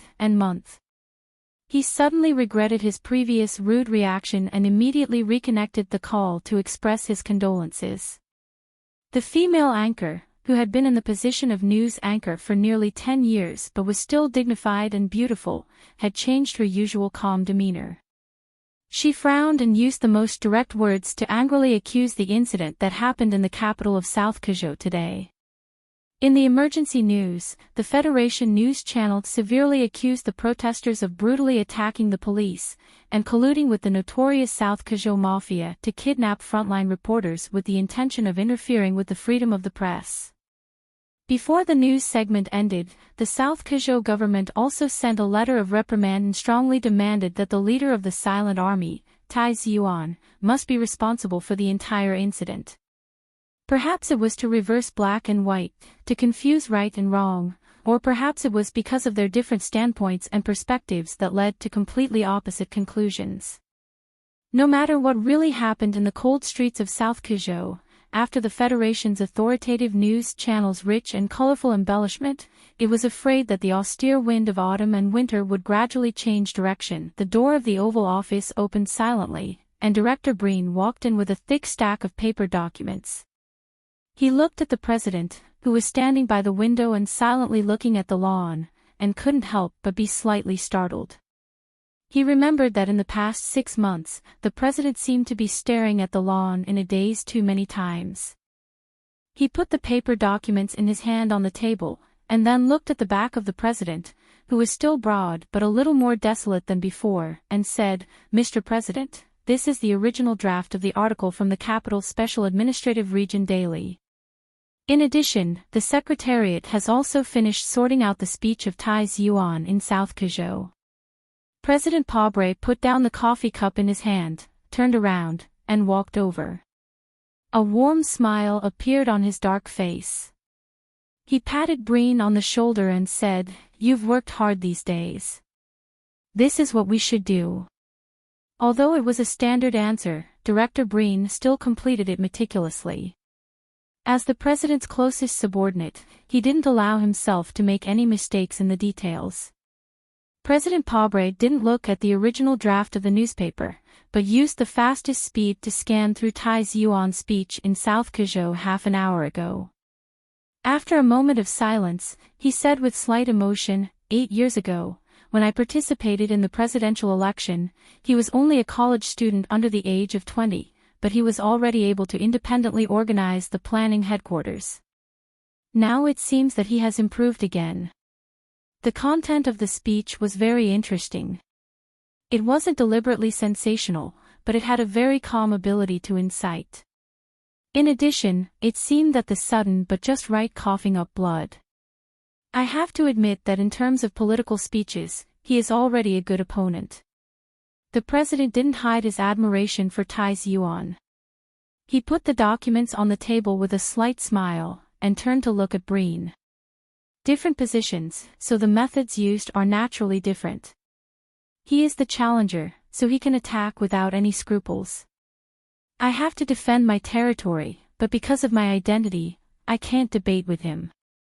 Speaking of which, I really missed the time when I was running for state senator, holding a microphone and debating with my opponent and the host. Director Breen smiled and said, "Most of the people of the Federation also miss your heroic appearance on the television debate stage. Speaking of which, many readers of your electronic micromagazine have asked you to pick up the pen again and write some political articles." The electronic micromagazine was an instant messaging platform that had only become popular in the Federation in recent years. Pobre, as the first president in the history of the Federation to come from the bottom, unexpectedly became the first user of the platform. President Pobre's hands were on the large desk behind him. His body was slightly raised, and he looked at the retro oil painting on the ceiling in silence for a moment. He seemed to be extremely relaxed. "Help me record this." "Yes." Schiller once said that people choose a leader out of fear of the human body, because humans are a kind of cruel animal. For others, they can turn into a beast at any time. Therefore, people want to suppress their violent impulses towards others, so everyone is willing to submit to the one and only dictator. Only this dictator can control violence. Because being afraid of such a person is much more worth it than being afraid of everyone. President Pobre said in a deep voice, the reason why there was a royal society in human history, and the reason why those big families above the law were able to survive for so many years in the Federation, is all because of this spontaneous fear of human beings. Therefore, when someone tries to seize illegal power, the first thing they do is to cause a wave of violence in society and increase the people's fear of the humans around them. Breen understood that the president's seemingly random words, coupled with the news channel's accusation, were undoubtedly a strong blow to the political foundation of the Silent March. After he finished recording, he looked at the encrypted information that he had just received in his electronic notebook. His eyebrows raised slightly, and he looked up and said with joy, "Mr. President, we just received news that General Du Shaoqing will arrive at the Old Moon Base in 2 days." Du Shaoqing led the 4 frontline divisions to take a collective rest. This was a strategy that the Federation government had long formulated, so there was no mistake in the timing. President Pobre's face did not show any more expression, only calmly smiling. However, his heart was not as calm as he looked on the surface. For an entire 3 years, that famous Federation general led the troops and fought bravely on the front line, winning him the love and respect of countless Federation citizens. However, after all, it had been too long since they last met. Was that soldier who was silent, cold, and proud like an ice sculpture, but who was incomparably loyal to him, still the same as before? But still the same as before. Because of these 4 words, President Pobre thought of that intergalactic conversation. Du Shaoqing did not express any objections to the government's decision to transfer back, and this attitude made President Pobre feel very gratified. However, the other party strongly opposed to Lieutenant General Hu Lian taking over the position of the enemy's commander-in-chief. In Du Shaoqing's opinion, that Lieutenant General Hu, other than singing the praises of the president and helping Li Jiedu arrange trusted aides, had no other redeeming qualities. Even if this person was an expert in ground defense battles, he was still not a suitable candidate for the current Imo Hua planet. In fact, President Pobre understood why Du Shaoqing was so vehemently opposed. It was because the current federal military knew very well that this Lieutenant General Hu Lian was Li Jiedu's absolutely hardcore trusted aide. If he was allowed to become the commander-in-chief, then Li Jiedu's power in the military would rapidly expand again. And 3 years ago, before Du Shaoqing left for war, he had once warned in the president's official residence with a rare bluntness, his teacher at the First Military Academy, General Li Jiedu, could not be considered a true soldier at all. President Pobre's brows deeply furrowed, his thick black eyebrows seemingly unable to bear the burden of fatigue. He said, "Don't record what I'm going to say next. I just want to have a chat with you." Director Breen obeyed and closed the notebook. At the same time, he stopped the data collection work in the Oval Office. President Pobre walked to the window and picked up the cup of coffee that had long since turned cold. He drank a mouthful without tasting it and said, "Tai Yuan said that after a long period of secret operations, people will often forget their original purpose. In fact, I have always believed in this saying, and I am very worried that my companions from back then will forget their original purpose. However, due to the difficulty of this undertaking, we must unhesitatingly cast aside this kind of doubt. We must trust each other." Director Breen looked at his back. From General Du Shaoqing's words at this moment, he was extremely sensitive to Mr. President's mood at this moment. Cold sweat instantly soaked his back, and he did not dare to respond. The 7 great families have planted so many spies in the various levels of government and bribed countless officials. Other than using secret investigations to purge them and using harsh political demands to force them to sever their relationship with those financial backers, what else can the government do? President Pobre turned around, a self-mocking smile hanging from the corners of his thick lips. Perhaps Tai Yuan never thought that the reason the government relies on secret operations to maintain its rule is precisely because his family and those old people are trying to shake the government's rule, and the government cannot use law and normal procedures to stop them. Including those protesters on the streets of Nank, even including most of the officials in the government, just how many people truly understand what I am doing? Could it be that I am not fighting for them? Outside the window, the cold wind was biting cold. White frost appeared between the tips of President Pobre's brows. He was extremely tired.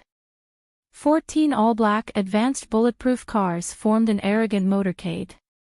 They passed through Highway 2 and slowly drove into the capital special district where the cold wind wreaked havoc. Under the strict request of the people in the cars, the black motorcade did not exceed the speed limit, nor did they randomly change lanes. The reason why people felt that they were arrogant was because these advanced bulletproof cars, which seemed like they should only be used by important government figures, actually all had civilian license plates of Nank. Under the curious and shocked gazes of the people on the streets, under the vigilant monitoring of the Federation Investigation Bureau, and under the supervision of several police cars, the black motorcade silently passed through a small part of the city and drove into the extremely beautiful Linyuan. In the past, the Linyuan was packed with people, but today, it seemed even more lonely. The antique cast iron doors were completely open, and the attendants stood on both sides, welcoming the return of the owner. Cold raindrops floated in the sky. As soon as the heavy car door opened, a wide black umbrella opened, blocking the raindrops outside. Then, the raindrops followed the person under the umbrella as they walked forward. Lin Banshan looked at the thin newspaper in his hand in the dark sky and walked forward by himself. He absolutely did not have to worry about the black umbrella above his head not being able to block the rain. Relatively speaking, the words of Chief Editor Bob in the newspaper attracted his attention more than the prying eyes outside the garden. Walking into the Linyuan Hall, his subordinates helped him take off his coat that was stained with raindrops. Lin Banshan walked inside and stopped by a mahogany desk in a flowing corridor. He did not look at the official opposite him and sat down expressionlessly. He poured himself a cup of rice wine and slowly took a sip. After all, we are considered acquaintances. I have entrusted you with my business in Bermuda for many years. Are you not even willing to say hello now? The official had white hair on his temples and deep wrinkles on his forehead. He did not look young, but he was the youngest national security advisor in the history of the Federation. In the face of the top 5 big shots in the Federation government, Lin Banshan's expression did not show any signs of loosening. He put down the wine glass and began to try to smooth out the wrinkled newspaper on the mahogany desk. It seemed that he was preparing to continue reading. The National Security Advisor frowned slightly, suppressed the unhappiness in his heart, and said, "Mr. Banshan, in this Federation, there are definitely no more than 3 people who can make me wait for so long. I'm not saying that I want you to meet me outside the Linyuan, but for the sake of this sincerity, shouldn't you show more respect?" Hearing this sentence, Lin Banshan raised his eyebrows slightly, and a trace of ridicule appeared in his deep eyes like craggy rocks. He said, "Meet you outside the Linyuan. In my life, I have only met one person outside the Linyuan. That person was called Li Pifu. Are you sure you have the qualifications?" The wrinkles on the National Security Advisor's forehead deepened. The anger caused by the other party's arrogance gradually faded after hearing the name of the military god. After a moment of silence, he looked at Lin Banshan and said very seriously, "Isn't Bermuda very good? Why do you have to come back at this time? This will make a lot of people nervous. This is the Federation. This is my hometown. Do I need your permission to come back?" Lin Banshan looked at him coldly and said, or does the government want to vet us, the returnees from Bermuda? If Chui Zedong dares to say a word, I will admit to this. Hearing Chui Zedong's name, the National Security Advisor subconsciously picked up the weak tea in front of him, but did not drink it. The upper echelons of the government knew very well that Lin Banshan and the Bureau of Proclamation, especially the former director, had a very complicated relationship. This person was even one of the candidates for the director of the Bureau of Proclamation. Since the current director of the Bureau of Proclamation, Chui Zedong, did not dare to act rashly, then the government's path was naturally closed off. After thinking for a moment, the National Security Advisor looked at him and said calmly, "The government knows very well why you came back, but what we don't understand is that you have already betrayed your family. Why do you seem to care so much now? And you should know very well why the government has not done anything to the Lin family. It seems that you really don't understand people like us." Lin Banshan leaned back slightly, looked down at the other party indifferently, and said, "Probably only the Crown Prince can understand. We really do hate those lifeless manners, and those old men who still like to play the role of the creator behind the curtain even though they have half a foot in the grave." His voice suddenly hardened as he stared into the security consultant's eyes and said coldly, "But you have to understand one thing. This is our home. Even if we want to destroy it, we can only destroy it with our own hands. It will never be your turn to do so." The National Security Advisor looked at him like he was crazy. Just as he was about to say something, Lin Banshan waved his hand and forced him to swallow all his words. Lin Banshan said mockingly, "People like President Pobre, no matter what kind of filthy things they do, will always say sorrowfully that no one understands my good intentions. I am doing this for your good. Why can't you understand? But the problem is, who the fuck wants you to be good to me?" A fierce man can suddenly change his face into a resentful woman. He is used to being a mother. This kind of thing is really ridiculous.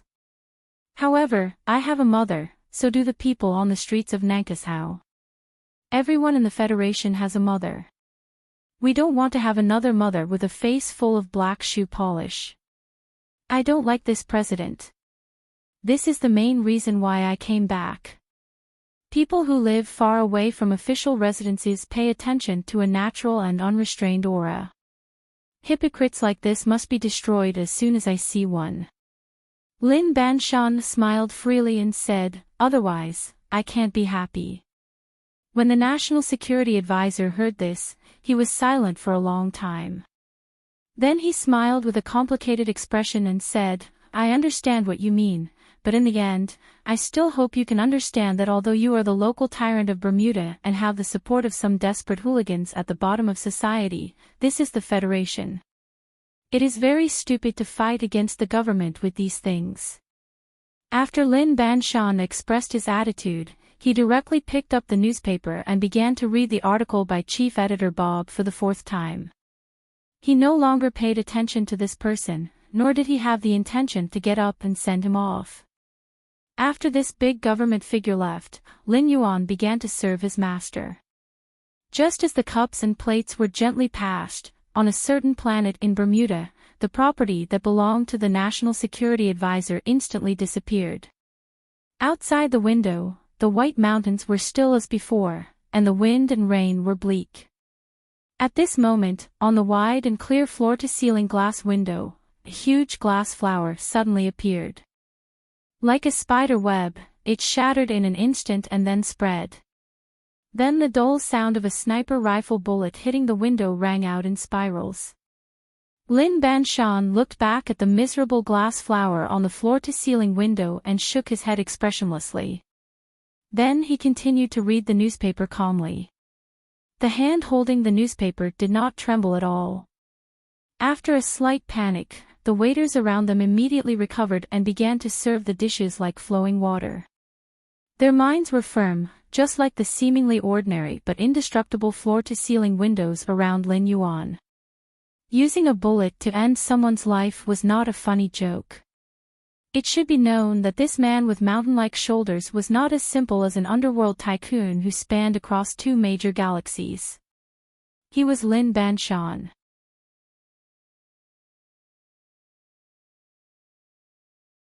Chapter 886. The gunshot rang out, and then there was no follow-up. The Linyuan Hall was as quiet as usual. The waiter walked back and forth between the water corridors with light footsteps carrying dishes. Lin Banshan put down the newspaper and began to eat and drink in silence until he heard the footsteps behind him. He picked up the white napkin and slowly wiped the corner of his mouth, then looked back. After hearing what the other party said, he couldn't help but frown slightly. He seemed to feel that this matter was a greater threat to the Federation government, more troublesome than a bullet that made a glass flower on the window. Young master is making a fuss about coming back.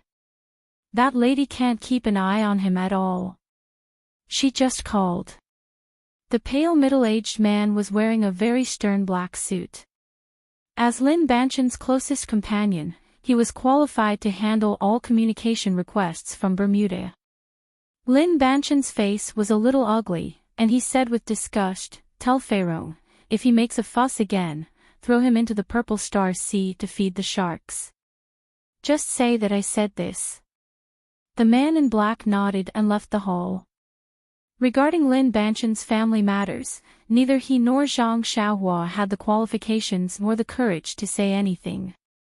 Relatively speaking, he was more interested in the semi-conscious killer in the basement. The dark basement and the quiet and noble dining garden on the ground seemed out of place. The pale cheeks of the middle-aged man in black looked even more gloomy in this lighting environment. He smiled at the killer who had just been woken up and said with a smile, "I'm Han Chu. My name is Han Chu. I believe you should have heard of my name before you carried out the mission. Since you are so stupid or arrogant that you didn't commit suicide after shooting at the forest garden, you better use the most concise way to introduce yourself." The corner of the assassin's mouth was bleeding. A few of his teeth must have been knocked out. His clothes were messy and bloody from the previous torture, but his expression was very calm and steady. He did not show any fear. However, when he heard the name Han Chu, he looked up at the other party and saw the pale face in the dim light. He remembered the terrible records in the information, and his pupils suddenly shrank. For the first time, he felt regret. Although he was a professionally trained elite with strong nerves, he didn't want to fall into the hands of this person. Compared to this person's means, the previous so-called torture was just a joke. I said. Hearing the other party's words, Han Chu smiled and leaned against the wall. He took out a cheap wooden comb from his collar and began to comb his white hair carefully. He seemed to be indifferent, but he had captured these words deeply in his mind and turned them into part of his database. Could it be that the second military region only produces idiots like you? He shook his head and sneered at the man on the ground. If it was the legendary Small Eye Special Forces, this matter would probably be more challenging. I say, can you be more professional? Since you want to kill someone, shouldn't you have studied the information more thoroughly in advance? Lin Yuan's glass is all specially made with fruit shells. Don't you know this? Han Chu carefully put the wooden comb with some hair oil back into his pocket, squatted down and gently patted the other party's blood-stained face, and said, "If all the soldiers in the military are elites like you, how are we going to fight the Empire? We are not an ordinary gang. We are the most professional gang. I hate unprofessional people like you the most in my life. You have no skill at all." The subordinate behind him stopped filming and asked in a low voice, "Mr. Han, what should we do next? Although the front line needs cannon fodder, I don't think soldiers with such qualities should go to the Federation to make a fool of themselves. It's not a big deal to waste them." Han Chu stood up and crossed his hands, which were as white as a woman's. He watched his subordinates drag the military killer away like a dead dog. After a moment of silence, he looked at his subordinates who had been silently waiting for orders and said in a delicate tone, boss said that since Mr. President started to use unscrupulous means, it is very good news for us. Because in the Federation, there is certainly no one better than us. Now that the government has fired the first shot, it's time for us to return the favor. Hong Yuming had been the director of the Federation's news channel for almost 3 years. During these years, he humbly and actively cooperated with the relevant departments. With the help of the complicated new laws and regulations, he investigated all the officials in the news channel and used all kinds of methods to purge and oppress them. With the staff with Macho's background being forced to leave, the news channel, the biggest and most authoritative media organization in the Federation, gradually broke away from the influence of the Tai family and was controlled by the Federation government. Gradually, it became the most loyal mouthpiece of the president's official residence. He, who was over 50 years old, made a great contribution to the government. Naturally, he was rewarded handsomely. The luxurious villa in the suburbs of the capital, as well as the wild horse taming field in the forest far away that the HTD Bureau had never asked about, were a few of the important parts. Every time he thought of the wild horses that drank water by the stream and galloped on the grassland, but in the end, could only become his most tame mount, excitement welled up in Hong Yoming's heart. This made him more and more certain that his choice in politics was very wise. Because of the bloody incident at the South Kuzhou rally, Hong Yuming had been monitoring the operations of the various departments in the news channel building. In the end, after the filtering of the news channel and the relevant media, the Federation government pointed the spearhead of the bloody incident at the organizer of the Silent March, the young senator. Then he received the kind words of praise from Director Brin in the office of the president's official residence. Only then did he truly relax and return to the villa in the suburbs to have a good rest. Mr. Hong Yuming had to reward himself before going to bed.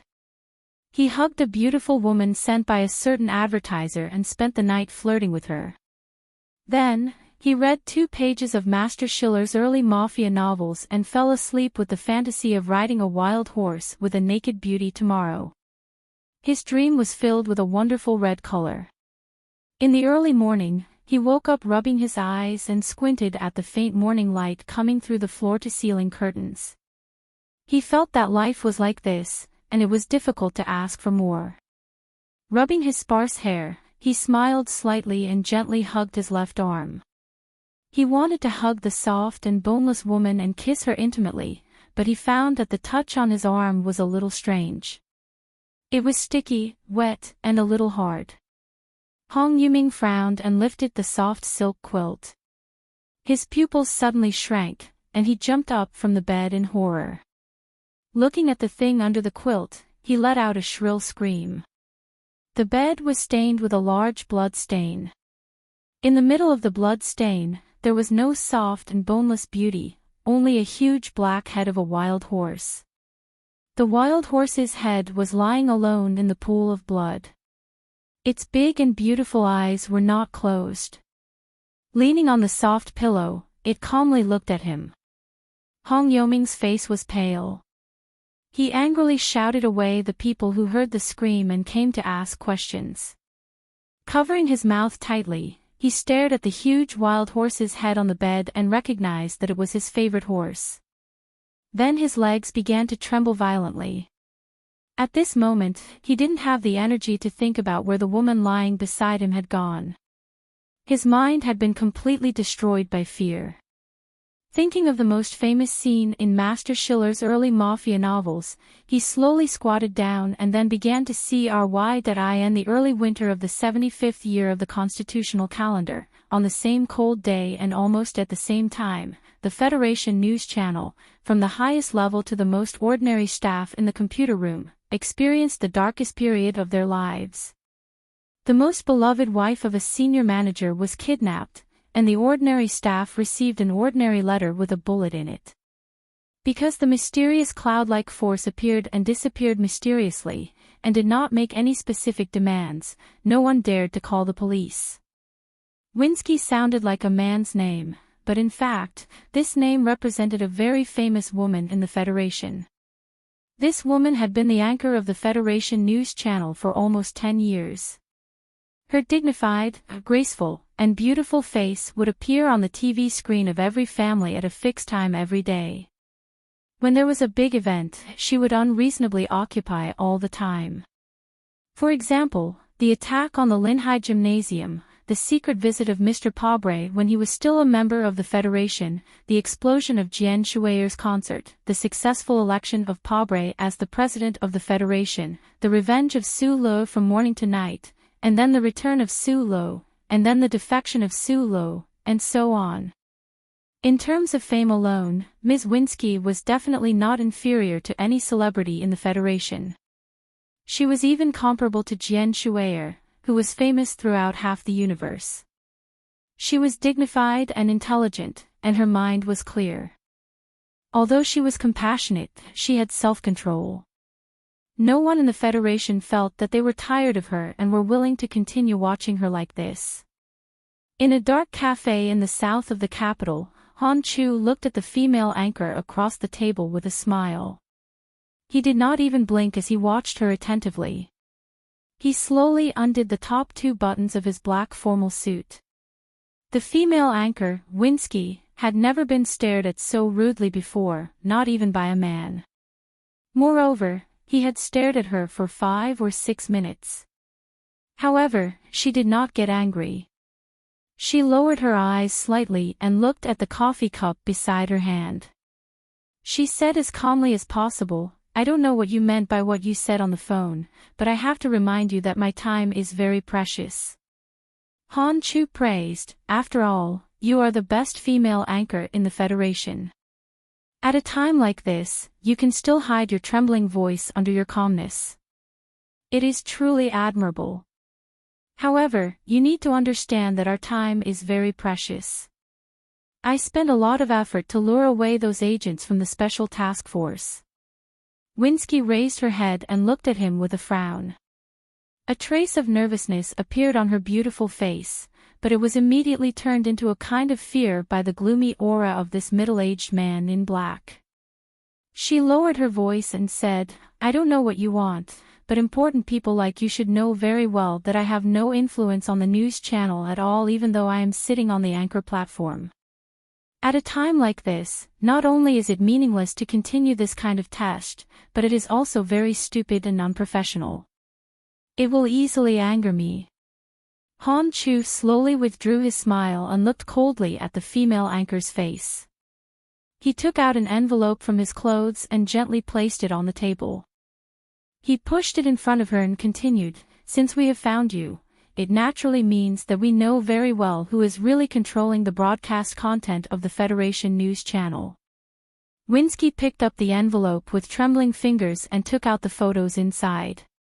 She silently looked at the back door of the restaurant in the photos. She looked at the broad hand on her shoulder and looked at the broad back. She couldn't help but cover her mouth with her hand, and tears appeared in her eyes due to fear. Although there are no bed photos, there are still many frontal photos that can explain the situation or make people speculate. Han Chu expressionlessly stirred the silver spoon in his coffee cup. He lowered his head and said, "If the official residence receives these photos, with your intelligence level, you should know very well what you will face." Winsky raised her head and stared at him. She said sadly, "I won't allow you to slander him. He is not the kind of person you are talking about. What kind of person he is has nothing to do with me. Whether it is love or adultery between the two of you has nothing to do with me. However, I can make a concession to the naivety of women like you." Han Chu slowly raised his head and looked coldly into her eyes. He said, "If you don't want too much trouble in your life, I suggest that you take sick leave tomorrow and not go to work. Of course, if you want to stay away from all this trouble, I can arrange for you to go to Bermuda." After a moment, he continued, "You know what we are capable of. Even the Federation president can't hurt you there." The next day was Wednesday. It was the broadcast time of the highest-rated show on the Federation News Channel, Today's Federation. After dinner, the people continued to discuss the recent frontline situation and the demonstration on the sofa. Then, almost instinctively, they turned the TV to this channel. Last week's Today's Federation discussed the bloody incident that had just happened in South Kuzhou. In the final preview of the show, the discussion would continue in this episode. However, what surprised the audience was that today's anchor was not the gentle and amiable Winsky, but a somewhat unfamiliar male face. This young broadcaster, who had just graduated from the Department of Media at the Capital University, nervously explained the reason why the female anchor, Winsky, could not host because she had caught a cold. Then, with a stuttering voice, he invited the guest to continue the topic discussed last week: who should be responsible for the violent incident? Some of the impatient male audience members who only wanted to see a mature female anchor were about to change the channel. Before the old guest on the screen could say a word, the news channel directly cut to the scene of the bloody incident in South Kuzhou. From the footage taken from upstairs, it could be clearly seen that the pro-government demonstrators holding banners were cursing at the silent marching team on the other side of the fence. Then, like a tide, they rushed over, using stones and fists to launch a ferocious attack on the people wearing masks. In countless apartments, in countless rooms, some of the audience members put down their bowls in shock. Some of the audience members opened their mouths in shock. Some of the audience members were so shocked by the bloody scene that they did not dare to watch.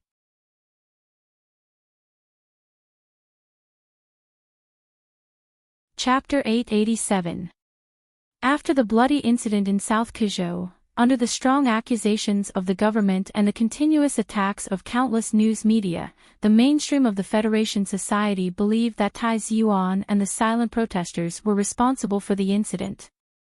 Although there were some angry denunciations on the internet, it did not attract much attention and no one believed them. The people of the Federation did not know what really happened that day until they saw the bloody scene on the news channel. They saw the stones flying in the sky, smashing the heads of the women and the elderly, while the military police looked on indifferently from a distance. The angle of the video was very comprehensive and the time period was very long.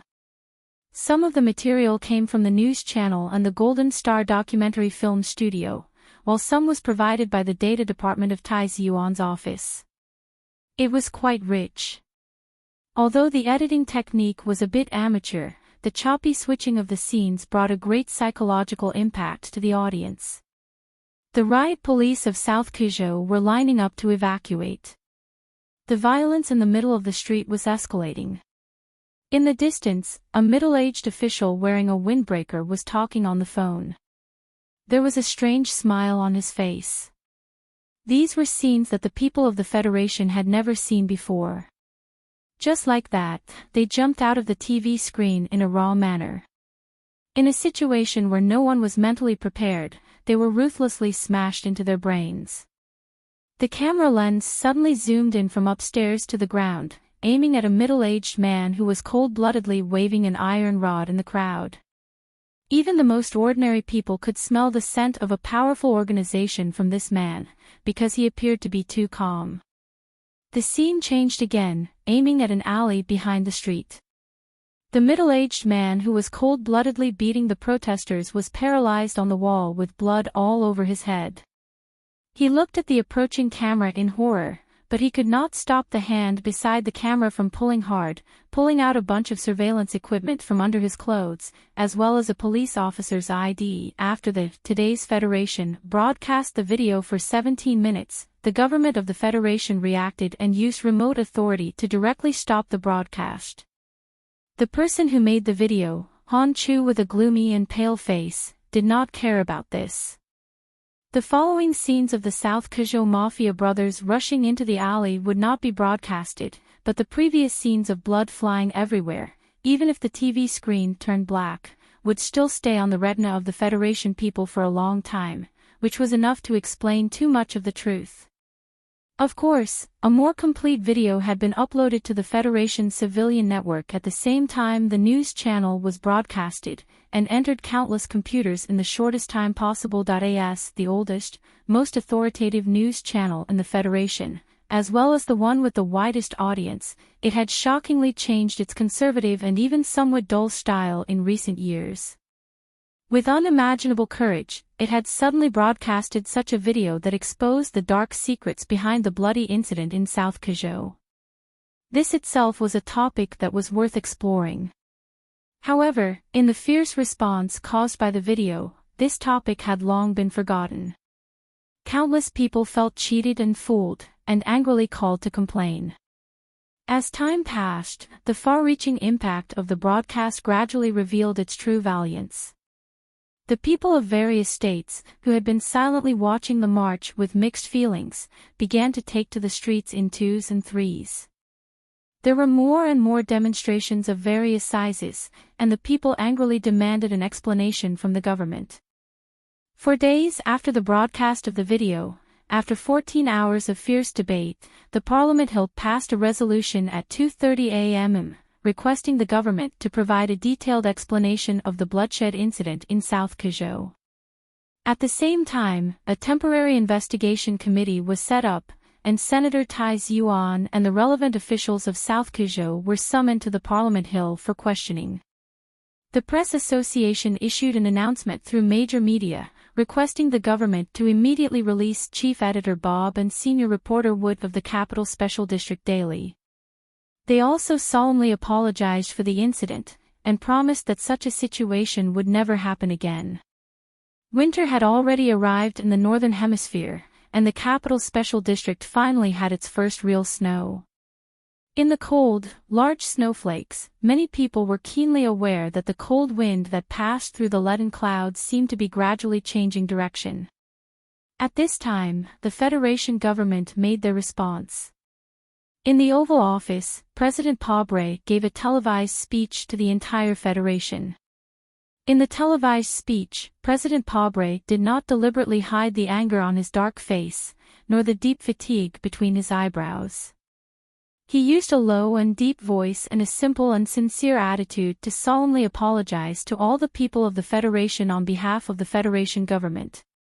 Following that, he strongly praised the courage of the news channel to reveal the truth, and announced that the bloodshed incident in South Kazhou would be thoroughly investigated and severely punished. He would not allow such an ugly incident to happen again in the beautiful land of the Federation. The Federation government's investigation was very fast.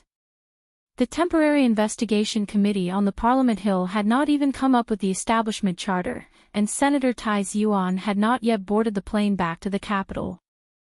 The Joint Investigation Department of the government, consisting of the Bureau of Proclamation, the Ministry of National Defense, and the Federation Bureau of Investigation, flew to the capital of South Kazhou with a murderous aura.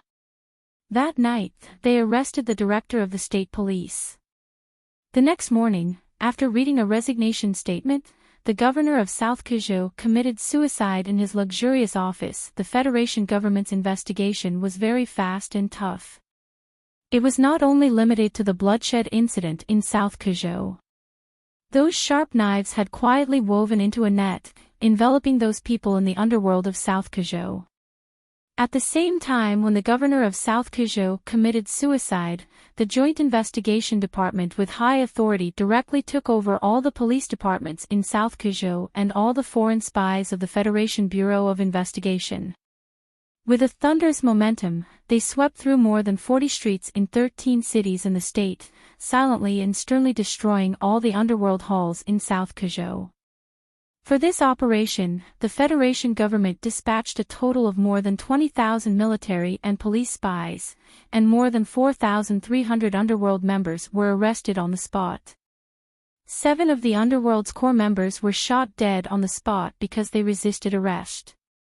All the detention centers and prisons in South Kazhou were instantly filled with underworld members. However, these underworld members still had indifferent expressions on their faces. The special forces directly under the Joint Investigation Department, under the cover of the night before dawn, raided the underworld headquarters in South Kuzhou 3 hours in advance. This special forces started 3 years ago in the pursuit of Su Lo and had become more powerful over the years. All the members were from the Philadelphia Body Cultivation Gym. They were well-trained, well-equipped, and extremely powerful. And this time, they only had one target, Zhang Xiaohua. However, they did not find Zhang Xiaohua's figure at all. In the back of a container truck transporting seafood from South Kuzhou to the capital special district, under a lot of frozen fish, a burly underworld leader wearing an oxygen mask sat silently with his legs crossed. He was wearing very thick clothes, and the tattoo of a big flower on the back of his neck looked particularly cold and ferocious because of the cold. On his right hand was an extremely big and fat fish with a gun hidden in its belly. The investigation must continue in depth. I sincerely hope that Parliament Hill can conduct a comprehensive re-examination of this matter. I believe that no one wants the truth of the bloodshed incident in South Kuzhou to be annihilated with the suicide of that coward.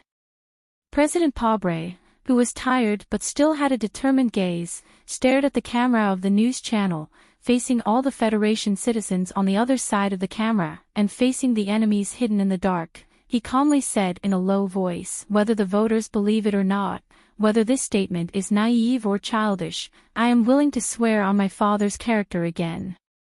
Before the bloodshed incident in South Kuzhou, I and the staff directly under the president's residence had never heard of the situation, and had nothing to do with this incident.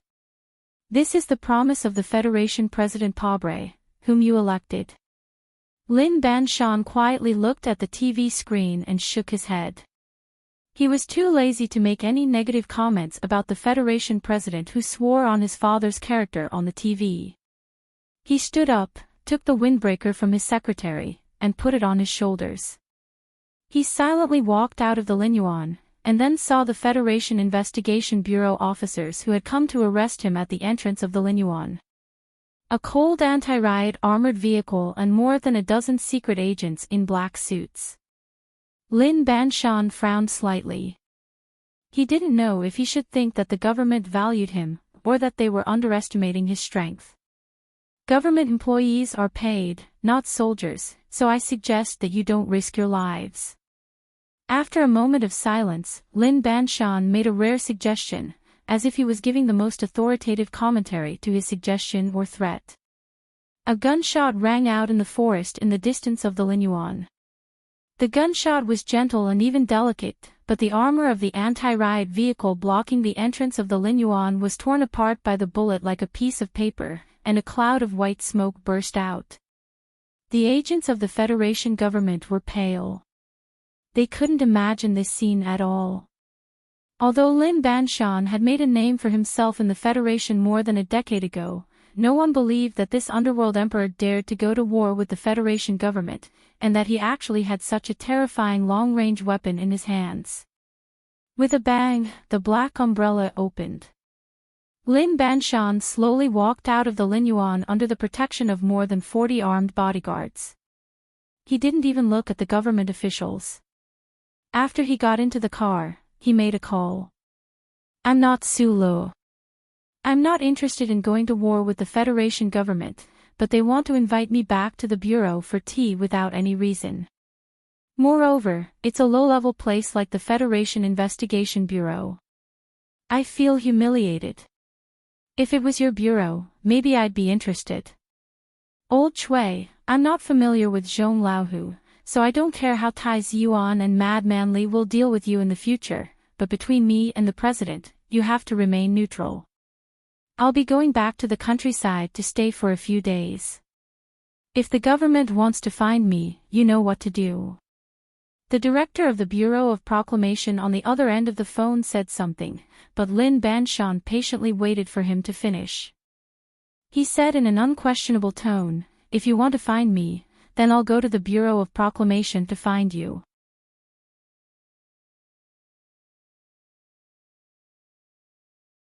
Chapter 888.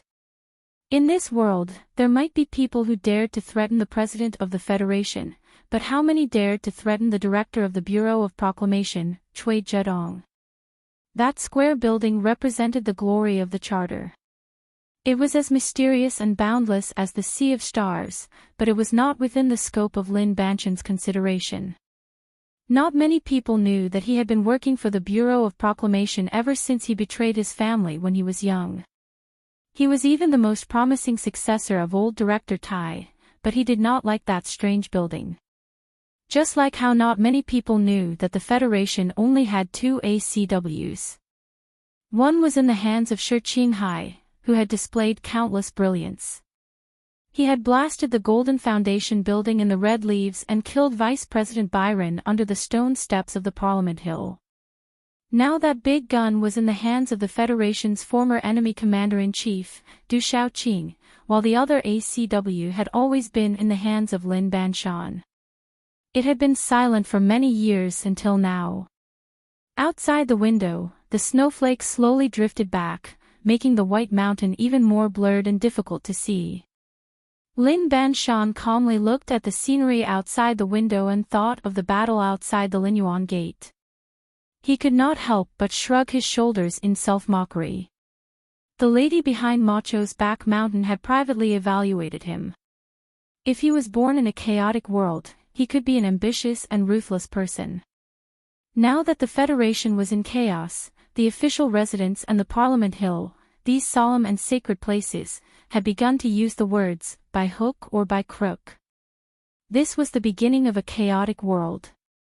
The ambitious and ruthless Lin Banshan had been lurking in the wilderness for many years in the dark foreign land. He seemed to be extremely far away from the peak of power in this world.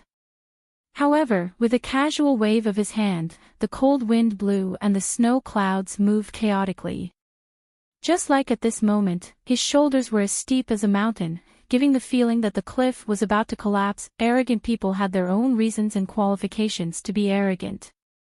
Those who could be called ambitious and ruthless naturally had the bloody facts of the past as irrefutable evidence. For example, Du Shaoqing, who had already arrived at the Old Moon base, could be called a famous general of the Federation because his general uniform had too many victorious halos. Naturally, his undefeated reputation would not be shaken. The Empire's army attempted to take advantage of his absence from the front lines to launch a vicious counterattack, hoping to expand the controllable battlefield on the surface as much as possible. However, no one would have thought that after this person left the Ink Flower planet, he would leave a gift for the Empire in the Straits. On a warship countless light years away, a precise strategic trap was set in the middle of the scorched earth. This gift was like a burst of fireworks, exceptionally tragic. Due to the completely unequaled electronic signal suppression and signal disguise, as well as the fierce attacks launched by the 4 Federation mechanics in the southwest war zone toward the heavy oil ink mine, the Dynasty headquarters did not notice the recent troop movements of the Federation at all. On the other hand, the hundreds of miniature data relay stations that took 127 days to slowly move here from the atmosphere of the planet waited silently for another 27 days under the cold background of the universe. When the tremors came from the depths of the Straits Valley, they were suddenly activated, forming a temporary charter network. Thus, when the 3 reorganized mecha clans of the Empire used the cover of the night to pass through the straits at high speed, attempting to attack the most important equipment base of the Federation forces, they suddenly found themselves surrounded by 5 Federation mecha divisions and countless long-range missile troops. Compared to the million-strong army on the bloody battlefield of planet Imo Hua, the 3 mecha brigades of the Empire and the 7 mecha operators of the Federation did not seem particularly shocking. However, these 3 mecha brigades of the Empire were all equipped with the latest Wolf-Fang mecha, while the 5 mecha operators of the Federation were all equipped with the latest MX mecha. They were definitely the strongest and most important force on the surface of the planet. There was a great disparity in the efficiency of the battlefield command network. The Federal troops had seized the advantage of the geographical advantage, and they also had powerful long-range firepower support. Because of these 3 simple reasons, both sides were fully prepared. Once the flames of war broke out in the Straits meeting theater of operations, victory and defeat would be decided immediately. In less than 3 days, the reorganized Wolf-Fang mecha clan of the Agarwood Empire was completely wiped out. If the other two mecha clans were not the bravest and most skilled royal troops, perhaps this battle would have ended long ago. But even so, with their path of retreat cut off and deliberately lured by the Federation staff to the gravel area on the west side of the straits, the Empire forces that could not fully utilize the agility of the Wolf-Fang mecha still gradually fell into despair during the battle. This was especially so when the mecha named Beheading led a torrent of steel and charged over with incomparable brutality. The Empire headquarters at the rear was in chaos. The staff was filled with hoarse shouts as they tried their best to bring the remaining mecha clans back. Densely packed drones took off in high density, attempting to destroy the temporary charter network outside the atmosphere of the Straits battle zone. After calming down a little, everyone in the Empire headquarters was pondering a question. Why did the 4 Federation divisions in the southwest side of the graphite mine area make the feints so realistic? Why did they not care about the heavy casualties and continue to attack with such high intensity? Why did the headquarters completely misjudge the true intentions of the Federation forces? Yes, the battle in the graphite mine area was even more intense than the Straits battle zone.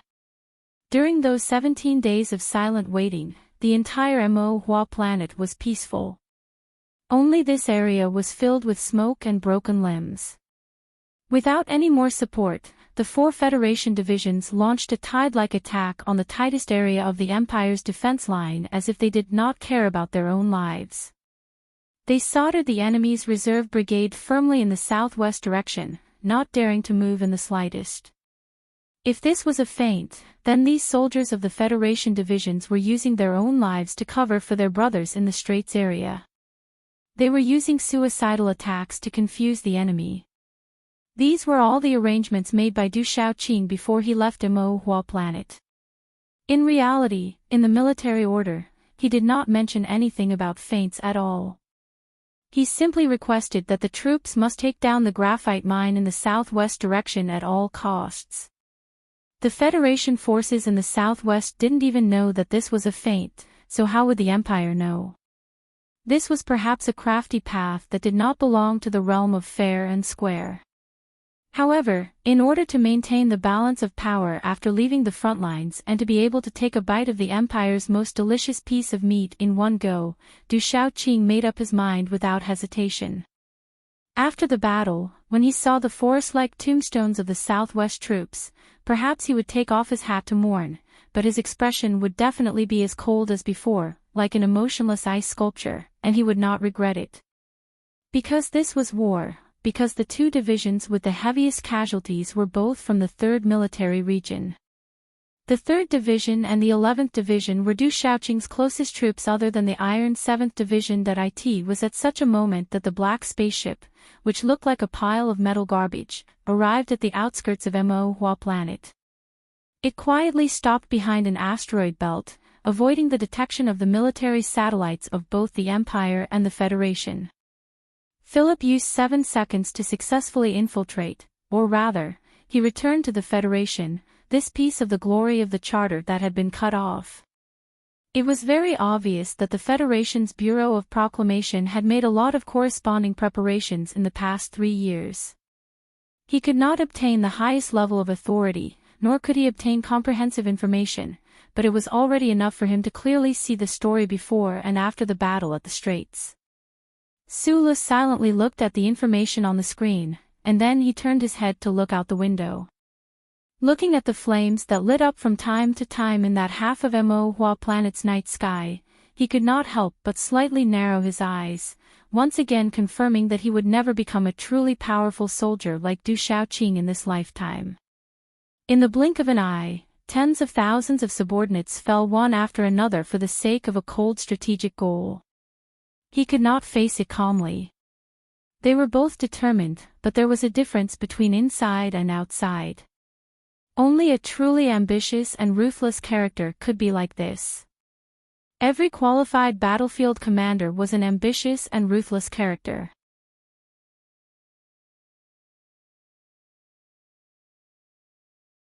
Chapter 889. Planet Mo Planet, Mart City, where the Empire headquarters was located. All the civilians within a 70 kilometers radius had been chased away to the flatlands further back. The buildings around the street still had the burnt marks left behind by the Federation's airstrikes. The buildings that were rich in ultra-hard graphite fibers were strong and stubborn, and refused to fall.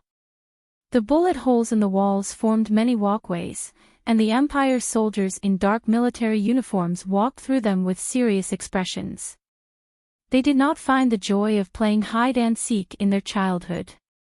On the other end of the road full of bullet holes, under the protection or surveillance of a few Empire scouts, a young man wearing a hooded tracksuit walked over silently. The tracksuit was very ordinary, and it was covered with the unique red soil of the suburbs. However, it attracted countless curious gazes from the soldiers who were resting or walking between the broken walls. It should be known that in this city where only soldiers were left, it was very rare to see such civilian attire. The streets in the northern suburbs of Mart City gradually sloped down, following the sinking terrain and slowly entering a heavily guarded fortification. 3 Empire scouts handed the hooded man to the military police, who saluted the man and then politely invited him into the fortification. After entering the Empire's frontline headquarters, the high-ranking officers inside knew more than the soldiers in the city. They could vaguely guess the identity of this man.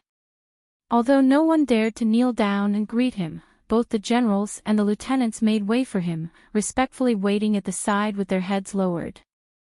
Pushing open the dark alloy door in the deepest part of the headquarters, Sulu nodded slightly to express his gratitude to the military police beside him. He walked in, then turned around and closed the door. The heavy and cold feeling coming from the alloy door allowed him to confirm in a very short time that this seemingly ordinary office could definitely be as stable as a mountain under the concentrated attacks of the main cannons of the Federation's battleships. Countless documents were piled up on the desk, like countless mountains of rocks that were about to collapse. On the side, 2 of the Empire's most advanced workstations were flashing with data, reflecting a strange feeling in the dark room.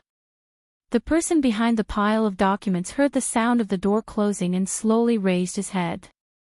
Hui Chaoshe rubbed her tired forehead, looked at Su Lo and said, "Although I am very willing to see you, you should be very clear about the situation on Mo Planet. The last mecha team in the Straits battle zone is fighting alone. My most urgent task now is to think of a way to save them. I'm sorry to disturb you under such circumstances," Sulu said, "but I need some information now. Without your signature, no one in the military will agree to my request even though I have that electronic ID chip. Of course I know you're not here to fight for the Empire." Hui Chaoshe turned and walked to the coffee machine in the corner of the room. She poured 2 cups of coffee and put them in the narrow corner of the mountain of documents. She looked at him and said with slight mockery, "What information do you want?" "The team you sent to the southwest graphite mine was ambushed by the federal forces many days ago. That team was under your direct command. They must have a very important mission in the southwest graphite mine. I want to know the return route of this team and the exact location of the ambush." Hui Chaoshe tapped the coffee on the table with her index finger and motioned for him to help himself. She asked, "I remember you said in Mulberry Town that you wouldn't come to Mo Planet, so your arrival surprised me. What I want to know now is what relationship my direct guard has with you. I don't know if you still remember, Paul. When I was escaping from the Empire, I lived in his house for more than half a year. Now he is an ordinary officer in the Royal Guards and has been on the list of missing persons. According to the information I found, he should have disappeared in that ambush." After a slight pause, he continued, "There were many soldiers who died in that ambush, and the bodies have been counted, but there was no sign of him. Then he was either captured by the federal forces or lost in that war zone. Sail City. I'll have someone bring you the specific information." Hui Chaoshe gave the answer directly, then dialed a phone number and said a few words. Then she looked at him quietly, frowning slightly, and said, "The problem is that there are many people like him who are missing. Some of the Empire's soldiers may be waiting for support on the flooded cliff. It is unfair and unreasonable to send troops to search for him because of personal relationships. It is indeed unfair for a field commander or superior to risk more deaths to save a soldier who may have died long ago, but I am not his superior." Su Lo replied, "My idea is very simple. If he is still alive, I want to take him back and bring him to Auntie, and I don't need your troops to help me find me. The information of Sail City will take some time." Huai Chaosher motioned for him to sit down, still frowning, and said, "I heard that you have met with father, so don't you understand that as long as you are willing, all the troops in the left Sky Star region are yours? You can have more power to do what you want to do, to protect those you want to protect." Su Lo replied, "The greater the power, the greater the damage."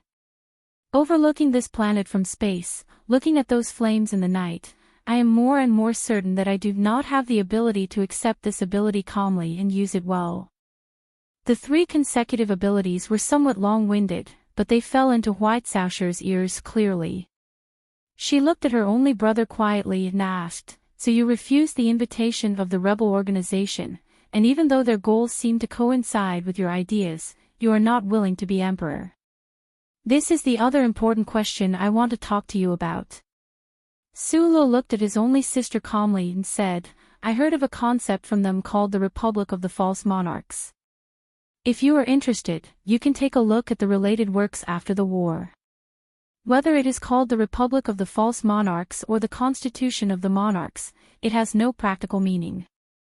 Huai Chaosher calmly revealed the profound knowledge hidden behind her ordinary appearance and terrifying martial strength. "Besides, neither you nor I know how long this war will last. It is meaningless to talk about reform now.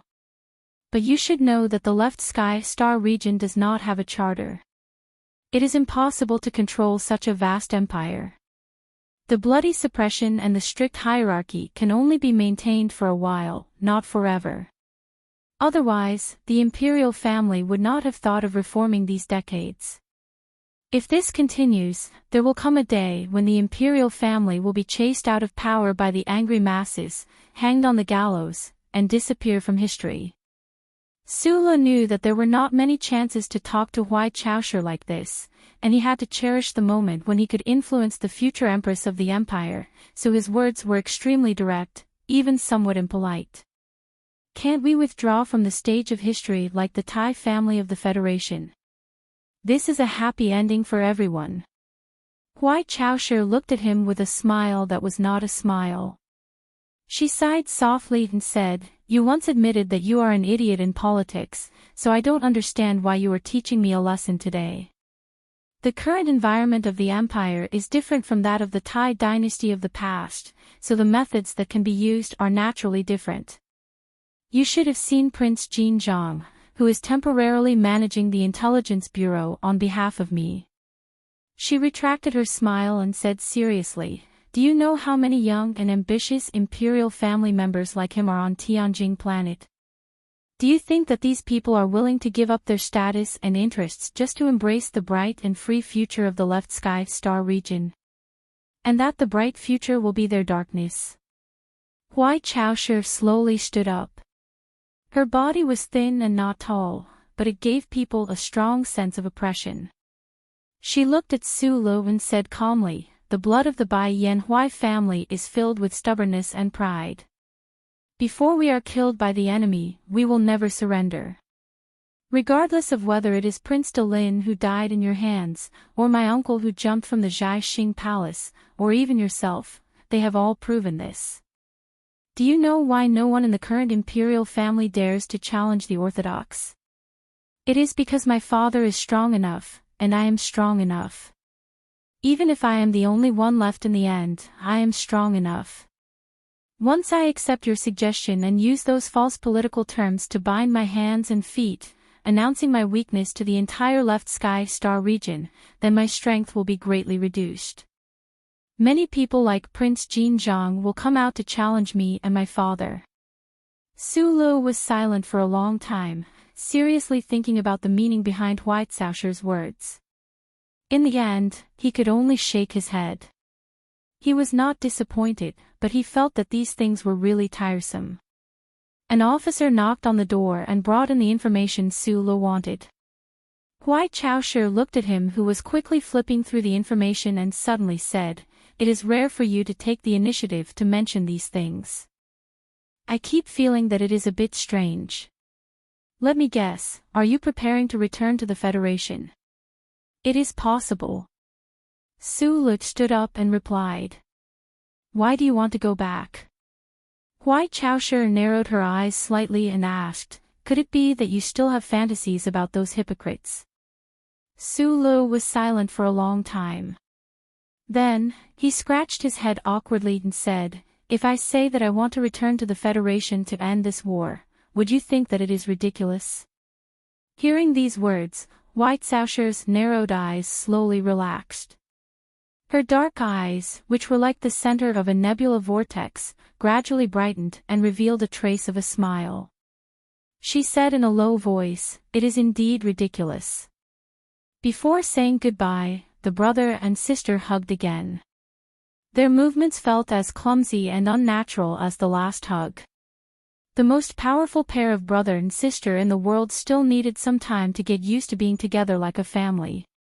Fortunately, they were still very young, so there was still a lot of time. That it was the beautiful season of early autumn, when the air was clear and the red leaves were everywhere. However, the lead-like heavy clouds in the sky squeezed out snow. The snowflakes were stained with smoke and dust that floated everywhere. The edges of the snowflakes were gray and black, extremely ugly. The forward base of the Federation forces on planet Mo was shrouded in this strange snowflakes. They had just won a great battle, and the battle zone in the straits was still constantly sending in news of victory. However, the soldiers were already so tired and numb that they no longer had the stamina or the mood to have a snowball fight. In a certain room in the headquarters that was in a state of high alert, Lieutenant General Hu Lian, who had replaced Du Shaoqing as the commander-in-chief of the enemy in the Federation, looked at the officer in front of him with a gloomy expression and roared, "Colonel Li Feng is still fighting a bloody battle in the Straits battle zone, and those 4 heroic mechanic teams are fighting in the Southwest battle zone. At a time like this, you actually have the face and guts to command a portion of the troops to rescue one of your teams." He suppressed the anger in his heart and pleaded, "Commander, my NTR team has been lost in the enemy zone for almost 2 months. If we don't think of a way to rescue them, they will be finished."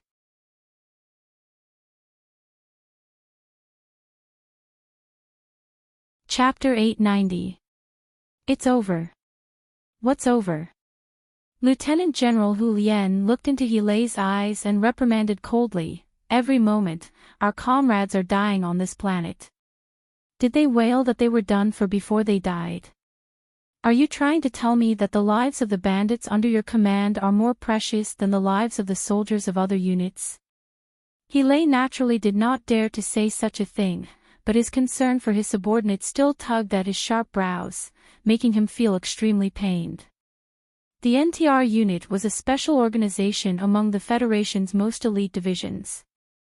They were all made up of the most outstanding and brave officers and men who had seriously violated military orders. This kind of unit needed to play an extremely complicated role on the battlefield. Their combat strength was valiant, but they often had to undertake the most difficult and dangerous missions. In the dark culture of the military camp, they had always been considered not just a suicide squad, but a suicide squad. Helei was now the acting commander of the new 17th Division. 2 months ago, the NTR unit under his command had received a top-secret mission from the General Staff to secretly infiltrate the graphite mine in the southwest. They were in charge of eliminating the information team sent there by the Imperial Command. After that, the situation suddenly changed. The Southwest War Zone became a sea of fire, and the Battle of the Straits officially began. Under such a vast background, the NTR unit, which only had 70 people, instantly became an inconspicuous existence. It was to the point that other than the 17th Division, not many people noticed their disappearance. Healy was well aware of the danger of this secret mission. In his opinion, this kind of mission that was almost impossible to complete was purely a suicide mission.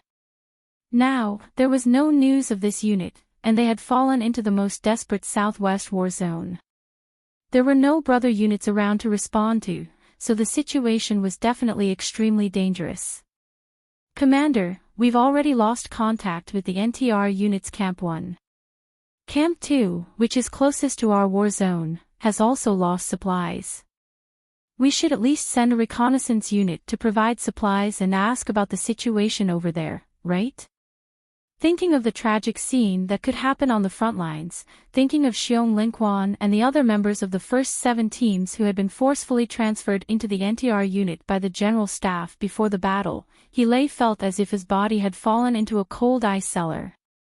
He clenched his fists and said angrily, I don't dare say that their lives are more precious than others, but although that unit only has 70 people, all of them are the most outstanding vanguards. 34 of them have the title of war hero. Lieutenant General Hu Lian looked at the unruly colonel and said in a cold voice, we are all men who have risked our lives on the front lines. Who doesn't wear a few military medals in front of their chests when they pick a random unit? Colonel Healy, watch your identity in words. Even if you are the acting commander of the new 17th Division, you have no right to ask other troops to make unnecessary sacrifices for your people. Think about the 4 divisions in the Southwest War Zone that are about to be crippled. Just think about the Black Mountain Group that had fought for 48 hours to seal off the northern route of the Straits War Zone. Don't you understand what it means for the headquarters to have the new 17th Division stay in the rear? And you still have the face to raise conditions with me at this time.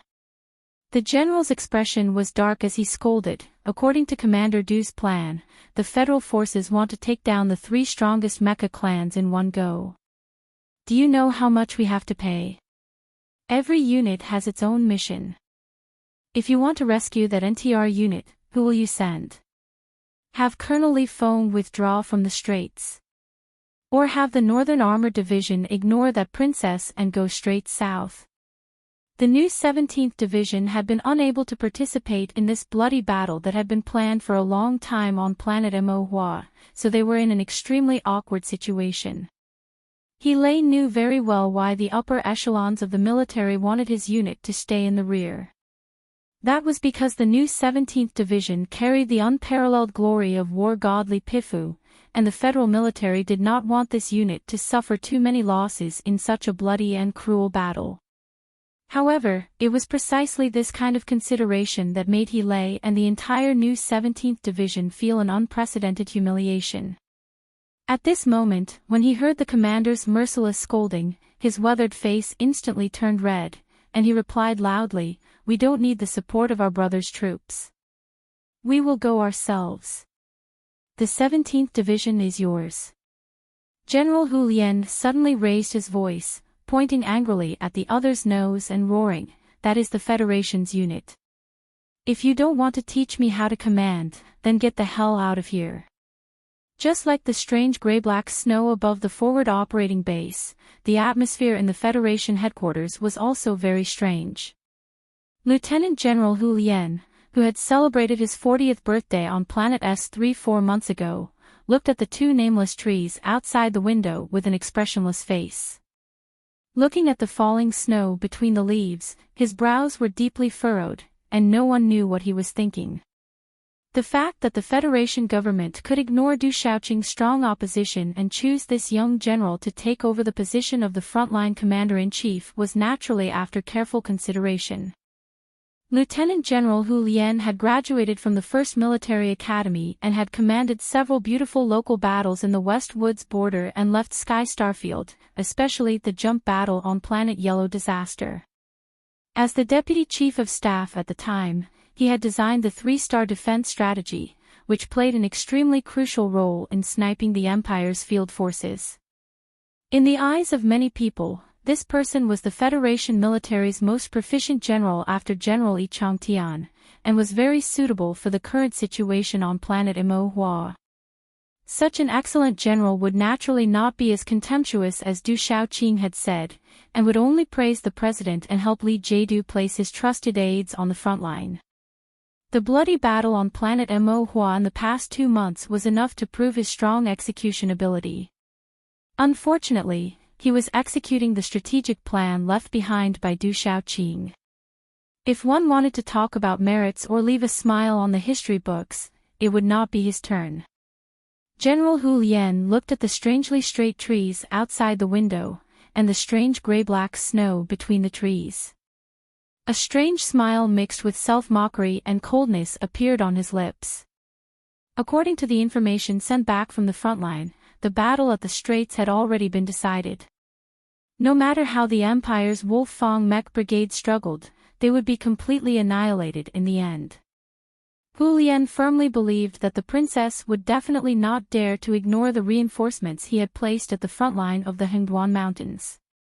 He had even started to think about how he should ask for credit for his teacher's son after the battle. The battle between the 4 mechanicals in the southwest war zone was extremely intense. The thousands of square kilometers of graphite mining towns were said to have been turned into countless piles of rubble under the terrifying firepower of both sides. Hu Lian did not care about that side. The General Staff Department had already drawn up a plan of gradual retreat.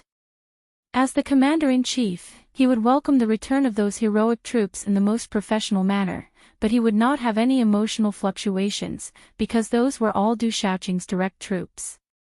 As for that unknown NTR troop, Lieutenant General Hu Lian slowly walked back to the table and silently looked at the electronic map on the hologram table. Looking at the mottled color blocks that represented both sides, his brows that had just become slightly relaxed, once again furrowed. After this battle, it would be difficult for the Empire's troops to launch a strong counterattack. On the contrary, in order to deal with the Federal Forces' backup plan, the other side could only gradually retreat to the northern plains. Under the circumstances where the Federal Forces did not receive a clear order from the rear, they would also choose a conservative defensive posture. After struggling and groaning in the midst of slaughter and blood for 3 whole years, the Mo Hua planet was about to welcome an extremely rare and precious opportunity to take a breather. In the following 6 months of peace, as the Commander-in-Chief of the Classic Academy, Hu Lian felt that his most urgent task was to restore the morale of the troops. I don't have the tolerance of Commander Xiaoqing. My troops can't tolerate any bandits without a sense of discipline. Their existence is a disgrace to the federal military, but the necessary support still needs to be there. Tomorrow, the General Staff will send a reconnaissance team based on Colonel Helay's proposal. In a dark corner of the office stood a middle-aged man in a dark green military uniform. Although he had been maintaining absolute silence, his arms were unconsciously twisting from time to time. As a high-ranking official of the Bureau of Proclamation, he was clearly not used to the sense of restraint of the military uniform. His name was Barry, the highest-ranking official sent to the front lines by the Federation government's Joint Investigation Department. When Du Xiaoqing was ordered to return to the capital ring, the biggest obstacle for the secret department to enter the front lines no longer existed. Thus, he and his subordinates followed General Hu Lian's battleship to the Mo Hua planet. Lack of a sense of discipline is a very serious problem. Barry rubbed his shoulder, the small eye tattoo on his left upper arm appearing particularly sinister. However, his tone was very gentle. The more serious problem is that the NTR unit has more than 20 former members of the Nutshell Company's 7th team. They were mercenaries and have committed numerous crimes in the past. Their loyalty to the Federation is very questionable. I don't agree with your opinion, General Hu Lian said calmly, as if he was reciting a book. Barry smiled slightly, knowing that the general would not express his opinion on this matter. He continued speaking softly. Their relationship with that Empire person is too deep. No one knows if they have still been in contact in these past 3 years. More importantly, according to the information from the Empire's underground resistance organization, that Empire person has already left the Tianjing planet. His target should be our planet. He raised his head, looked at the general, and said softly, "What did he come to the Mo planet for? Why has there been no news from that NTR unit for so many days? Did they meet up? What did they say when they met? What do they want to do?" "Sir General, I believe that this matter is extremely worthy of our vigilance. We should immediately begin investigating." The general pondered for a moment, or perhaps it could be said that he was not even thinking and was only pretending to be thinking. Then, he nodded slightly, and said in a deep voice, "Tomorrow, your investigation team will go with that reconnaissance unit." Barry nodded slightly, and then walked out of this dark and strange room. Outside the door, he looked at the gray snow falling from the sky with an expressionless face, and the corners of his lips couldn't help but curl up into a mocking smile.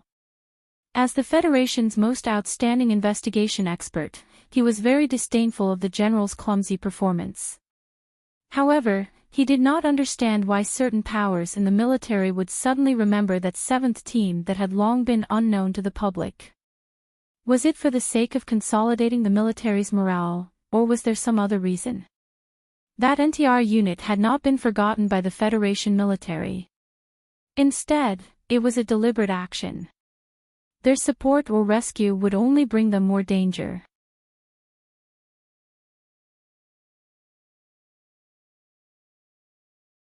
Chapter 891. 2 months ago, General Hu Lian officially took over all the federal forces on planet Mo.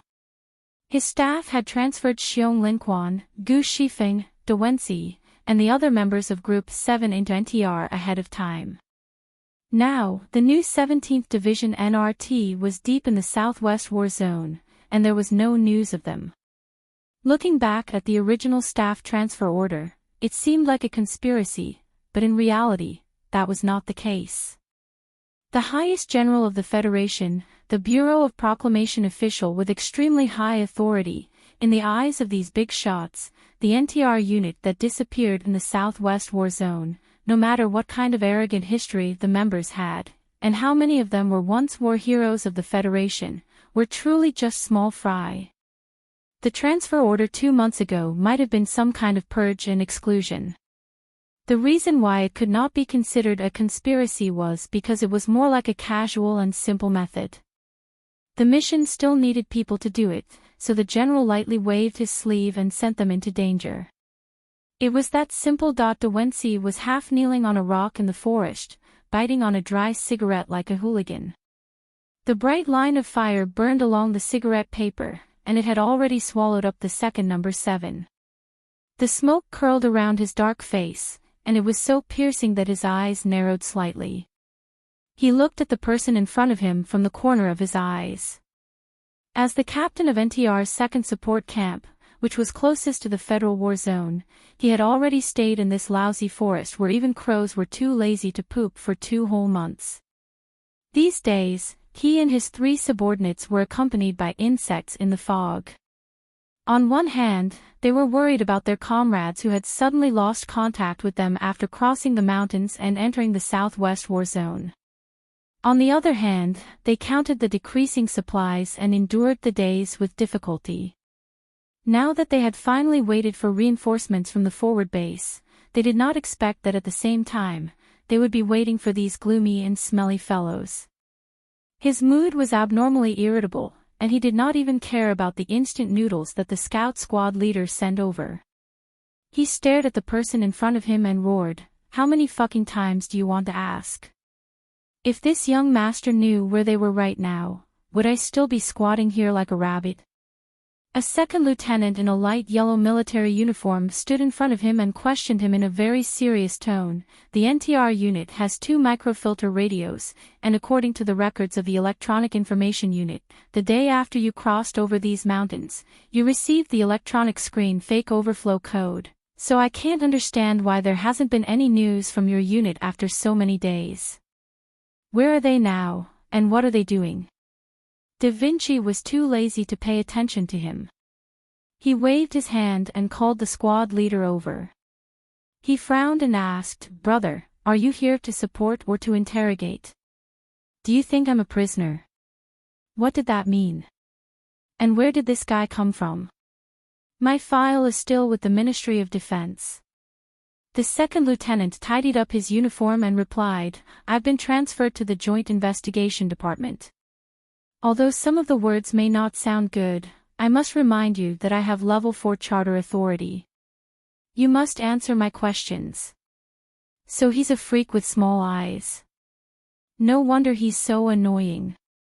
Da Vinci's eyes fell on the blood-red eye pattern on the left upper arm of the other party's military uniform and said in disgust, "Fuck. When did you have the guts to come to the front line?"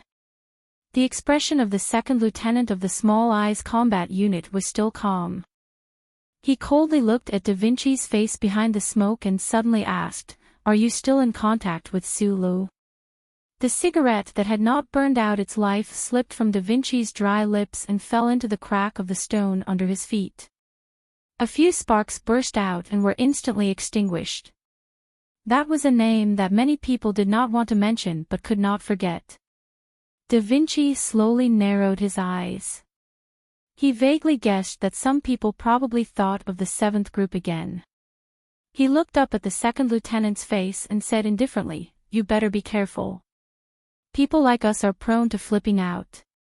"You must answer the question truthfully," the second lieutenant said with a gloomy expression. "Answer the fuck." Da Vinci replied expressionlessly. Then he slowly stood up from the stone and looked down at the officer of the Small Eyes Combat Unit. He reached out and pulled the second lieutenant's epaulette on the shoulder of the second lieutenant. "Grandson, I'm the worst in the seventh group, but I'm still a captain. When you get to my level, it won't be too late to fucking show off." As night fell, the forest became lively. In the tent of the NTR Unit's second reception camp, Da Vinci was silent for a long time with a 37 brand cigarette in his mouth. He was not recalling the glorious past of the seventh group represented by that name. Instead, he was waiting for a certain piece of news.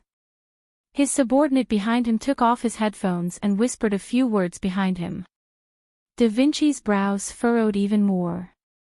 Before Gu Shifeng set up Camp No. 2, she had left him some very useful monitoring equipment. Originally, it was used to increase the monitoring strength of the outer edge of the forest. Now, it was used to eavesdrop on the private conversations of the investigation team. "Captain, those guys have the authority. You can't go against them. But if we all go back to the forward base for questioning, what will happen when the troops come back?" Da Vinci frowned and said, "I keep feeling that something is wrong with this matter. Without the support, it will be more difficult to support the people in front. These investigation team members don't know too much inside information. I have to find a way to get to Camp No. 2. If old Gu is still alive, I'll get him to find out what happened in the base." He looked at his subordinates in the tent and said calmly after a pause, "Tomorrow, you guys go back with the investigation team. Don't object. You're not part of the seventh group. No one will make things difficult for you." "Captain, what about you?" a soldier from the West Woods asked anxiously. "There's no movement on the other side of the mountain. Who knows if old Gu and the others are still in Camp No. 2. Later, I'll slip away first. Whether or not they're there, I have to go and take a look. Otherwise, I won't give up."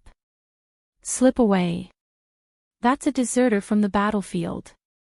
You'll be court-martialed," another soldier said uneasily. Da Vinci threw the cigarette butt to the ground and crushed it with the hard soles of his military boots. He said, "Fuck, I'd rather be killed as a deserter than go to prison." The seventh group, who had been in the mercenary world of the Nutshell Company for a long time, had followed Magnolia to commit murder and arson, and had followed Sulu to do countless fierce deeds such as raiding Charter Square. They had fought bravely and skillfully on the battlefield against the Empire, and had also been tainted with Professor Yu Qinghai's undisciplined and tough character. This was a group of strange existences in the army. Whether it was the oldest group members or the latecomers like Da Vinci, they seemed to never have the words such as a sense of discipline and soldier's honor in their minds. It had to be admitted that this style was not suitable for any situation, at least in a frontal battlefield where a sense of discipline and obedience was required. It was not wrong for the Du Shaoqing of the past and the current Hu Lian to regard them as a group of bandits. Because he didn't want to be interrogated endlessly, because he didn't want to lose face in the black prison, and because he was worried about his brothers and comrades who had disappeared in the Southwest Theater of Operations, Da Vinci decided to slip away secretly without hesitation. However, it was his decision that led to a series of subsequent events. When he was about to use the darkness of the night to sneak into the forest and then cross the mountains to find his troops, the second lieutenant with a gloomy expression and the 7 small-eyed soldiers of the special forces appeared in front of him. At this time, the stars were bright, and they penetrated through the dense forest. The vision was excellent. Da Vinci spat and found that he had underestimated these special forces soldiers who looked like they were made of wood. He thought that it was extremely embarrassing for him, a member of the 7th group, to have his escape route cut off. The soldiers in the tents in the camp heard the commotion outside, including the reconnaissance squad and Da Vinci's 3 subordinates. They all rushed out with guns in their hands. Under the starlight and the accompaniment of the insects, more than a dozen federal soldiers entered a standoff. The situation at that time was not tense. No matter how undisciplined and arrogant Da Vinci was, it was impossible for him to pick up a gun and shoot at his own people. He smiled awkwardly and was about to say something, but then he went back to sleep. You dare to resist the investigation? The second lieutenant of the small-eyed unit looked at him coldly and mocked. I think that no matter what the follow-up investigation results, just based on the previous scene, you will definitely not be a captain. In the evening, you said that you want me to be in your position, and that's it? The members of the 7th group were extremely thick-skinned. Otherwise, their survival rate on the battlefield would not be so high. Listening to the other party's sarcastic provocation, Da Vinci smiled slightly and did not care. He also made the Lan Xiaolong shrug that was one of the 7th group's standard actions, along with Su Li's narrowing of eyes. His shrug had ruined the whole thing. Perhaps the starlight that night was too bright and blurred, or perhaps the insects that night were too loud because it was mating season. The scouts who had just rushed out of the tent happened to be at the back of the confrontation scene and did not see his movements clearly. They did not hear the second lieutenant's words and did not know whether Da Vinci had a gun or not. In the blurry vision of the night, they only saw Da Vinci shrug his shoulders. As an excellent scout, he was not as excellent as the 7th group to always maintain a calm and relaxed state of mind. Therefore, one of the scouts instinctively judged that he was going to shoot. So he pulled the trigger first. The barrel of the gun spewed out smoke, and the sound of bullets fired rang out. When the first gunshot tore through the silence of the forest, countless bullets flew in all directions. After a short 3 seconds, following the second lieutenant's angry roar, the gunshots abruptly stopped. Da Vinci slowly turned his somewhat stiff body and found that the team members he had been with for 3 years were all lying in a pool of blood. At the same time of death, the first 4 scouts and a special forces soldier of the small-eyed unit were killed by the bullets fired by the 3 team members. Da Vinci frowned, and his narrowed eyes gradually turned red, just like the bloody wound on his shoulder at this time. A submachine gun lay quietly on the wetland at his feet. Gunshots rang out again. 27 seconds later, Da Vinci was shot in the waist again. He killed 3 experts of the small-eyed special forces at the cost of this. Like an injured wild tiger, he roared and rushed into the dense forest.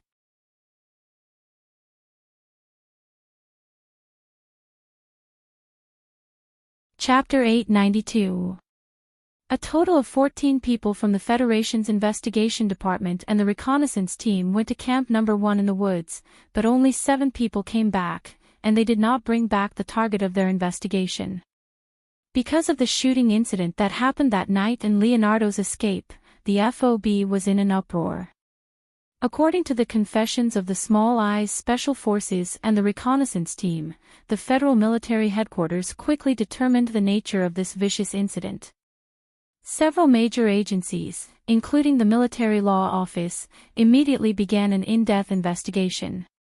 They investigated the new 17th Division that the NTR unit belonged to, as well as the officers who had close contact with Leonardo. The evidence was irrefutable and shocking. Many officers of the new 17th Division were invited into the dark room to drink tea, but they couldn't feel too much resentment or anger. They were only bewildered and confused. Why would Da Vinci do such an inconceivable thing? Lieutenant General Hu Lien stared coldly at Commander He lay in front of him and waved his hand to stop him from asking. He said coldly, "I only need you to explain why your subordinate reacted so violently when the reinforcements arrived. If he resisted the investigation because he was emotionally unsatisfied, then how do you explain why this deserter had the guts to shoot at his colleagues?" The green stubble on He lay's chin quickly withered in the past few days. He stared with bloodshot eyes and said, "General, Leonardo is a very excellent grassroots officer. Although I admit that there are some problems with his sense of discipline, I can guarantee that he would never shoot at his colleagues in cold blood. There must be a misunderstanding."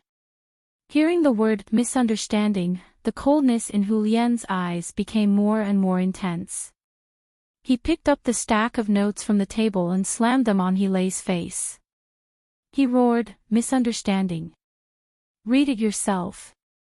2 rounds of bullets turned 3 Special Forces members into a hornet's nest. This is also a misunderstanding. The director of the Bureau of Proclamation, Bailey, had been quietly standing in the corner, watching the officers who came into the General Staff Department to plead for mercy. He watched Hu Lien curse everyone as shit. At this time, he suddenly walked over and took out a tiny chip from his jacket pocket. He looked at He lay and said softly, "Commander He, according to the Bureau of Proclamation's chip, Leonardo has been seriously injured and is fleeing in the direction of Akihabara. According to the investigation team's judgment, he is preparing to defect to the Empire's side." He lay was furious. He grabbed Director Bailey's collar and roared, "Fuck your defection. If it weren't for you bastards messing around, how would this have happened to my troops? If he isn't a traitor, why is this deserter heading towards Akihabara?" Lieutenant General Hu Lien pushed the tracking chip in front of He lay and said expressionlessly, "Actually, the so-called road map is not the key. The moment he dared to shoot at his comrades, he was already a traitor." The tired He lay narrowed his eyes and rubbed them. He did not know what to say or how to defend his subordinates. He only felt that everywhere he looked, there was dry and hard excrement. They would rather raise their guns and resist than come back for investigation. It seems that there is indeed something wrong with that NTR unit. What makes me even more vigilant is whether that deserter called Leonardo has noticed something. The Bureau of Proclamation's positioning system can only cover an area of 20 kilometers to the east of the forest. After crossing that mountain range, there is no signal feedback. We believe that he is heading towards Akihabara, which is close to the Empire's war zone, but it is also possible that he is heading west along the foothills. Director Bailey tugged at the overly tight military uniform of the Small Eyes Department. He frowned and pointed at a certain spot on the electronic map. If NTR Unit's Camp No. 1 has not been destroyed, it should be in this valley. Leonardo might want to go there to meet up with his team members. He turned his head to look at the table and saw that Lieutenant General Hu Lien was resting with his eyes closed. He could not help but subconsciously cough twice and continue.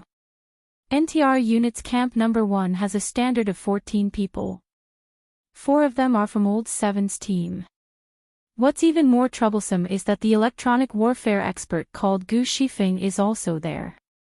Seeing that Lieutenant General Hu Lien was still expressionless, Director Bailey sighed in his heart and continued to introduce Gu Shifeng. This person is the best electronic warfare expert in the federal military. He is especially good at setting up electronic triggering networks in the forest. Back then, when the Iron 7th Division arrested him in the capital's Ministry of Finance, he had just completed the device to blow up the entire building. Commander Yu Qinghai did his best to protect him, but then he was demoted and sent to the kitchen. However, this person's ability is not to be underestimated. Hearing this, Lieutenant General Hu Lian finally opened his eyes slowly and said with an expressionless face, "Even if he is the most powerful terrorist, what use is he on the battlefield? But what if NTR unit is still alive? What if Da Vinci, Gu Shifeng, and the others meet up with NTR unit?" Director Bailey asked with a frown. "What if NTR unit discovers our intentions?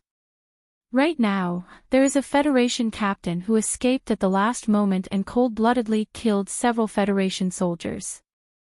No matter how you look at it, he is a traitor." Hearing Director Bailey's three ifs, Lieutenant General Hu Lian raised his eyebrows in disgust and reprimanded in a deep voice, "Investigating unstable elements in the military is the responsibility of the Joint Investigation Department. Hunting down deserters is also part of your job. The General Staff Department will not care about this matter." Intentions? What intentions? Director Bailey opened his mouth slightly and spread his hands. He wanted to say something, but he did not know what to say. Where it began is where it will end.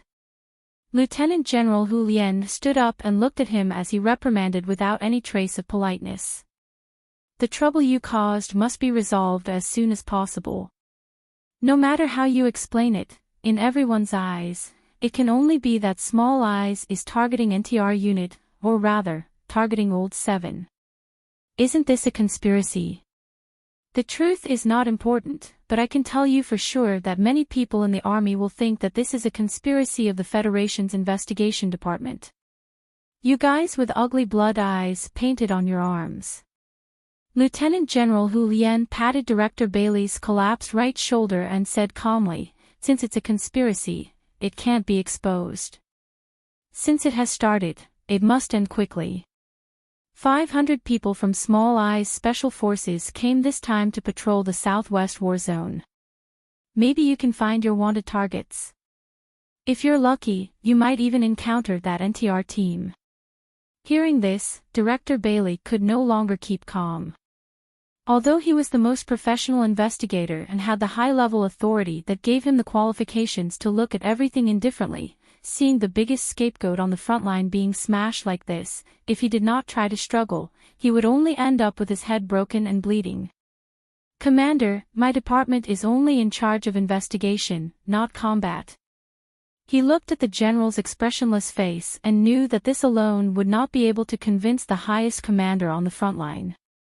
He undid the collar button that made it almost impossible for him to breathe, and after a few nervous gasps, he said, "And how do we make NTR units shut up? If they have already died under the guns of the Empire, then it doesn't matter, but what if they are still alive? Dongfang Yu is in that NTR unit. Although he is no longer the commander of Iron 7 Division, who in the unit doesn't know that he is Xiaoqing's hardcore supporter? How do we explain this to Du Xiaoqing?" He tried to use that name to make the other party wary, but unexpectedly, General Hu Lian turned to look at him coldly and said, "As the commander-in-chief of the Federation's frontline enemy, I only need to answer to Chairman Li Jiedu. As for how General Du Xiaoqing thinks about the problem, I don't need to care, and I don't care." Director Bailey was silent for a long time, the faint light in his eyes gradually turning into the usual indifference. He didn't need to clench his teeth. He only needed to weigh the pros and cons. Lieutenant General Hu Lian was the most loyal follower of Li Jiedu, chairman of the Federation's Joint Staff Committee. Due to some abnormal fanaticism, he secretly decided to clean up the new 17th Division.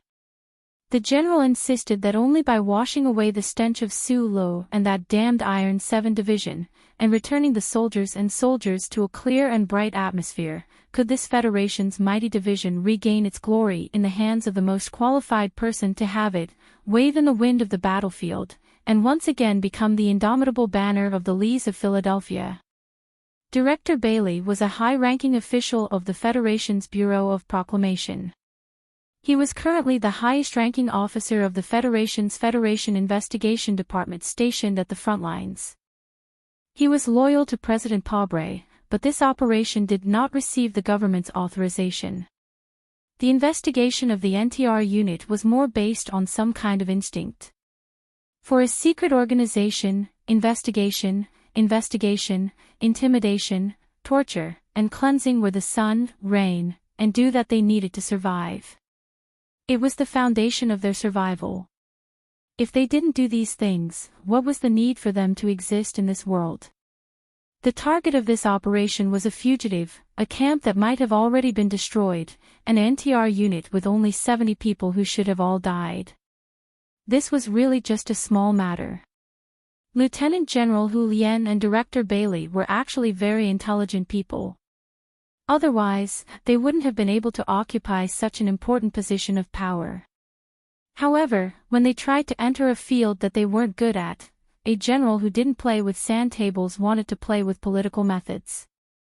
An official of the Bureau of Proclamation didn't play with the data sequence on the workbench and stared blankly at the charter network. Instead, he tried to weigh the pros and cons like a businessman. This could only be described as stupid. A small matter was about to evolve into a huge matter. Moreover, at this very moment, none of the people involved on planet Mo could predict how far this matter would ultimately go. Da Vinci was struggling to escape while covering his bloody stomach in the forest. Gu Shifeng was using the morning light to read the cooking program for white meat in Camp No. 1. The Federation squad covered in dust drilled out of a hole in the ground. They narrowed their eyes at the unfamiliar sunlight of Sail City and aimed their black gun barrels at two Empire prisoners who were carrying a stretcher. Under a certain building, a weak Empire elder was comforting his crying granddaughter. At the end of a secluded alley, a few stray dogs were greedily fighting over broken human corpses.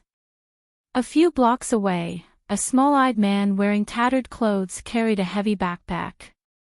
He silently and vigilantly moved through the city riddled with holes, searching for his target. People didn't know how the story would develop, how fate would arrange the meeting, what kind of choices they would face after the meeting, and what kind of changes these choices would bring to this world.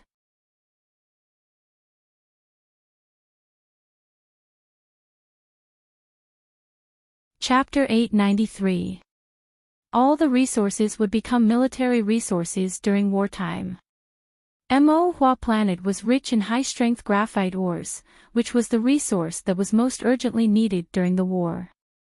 Therefore, when the war started, the Southwest mining area naturally became the Southwest War Zone.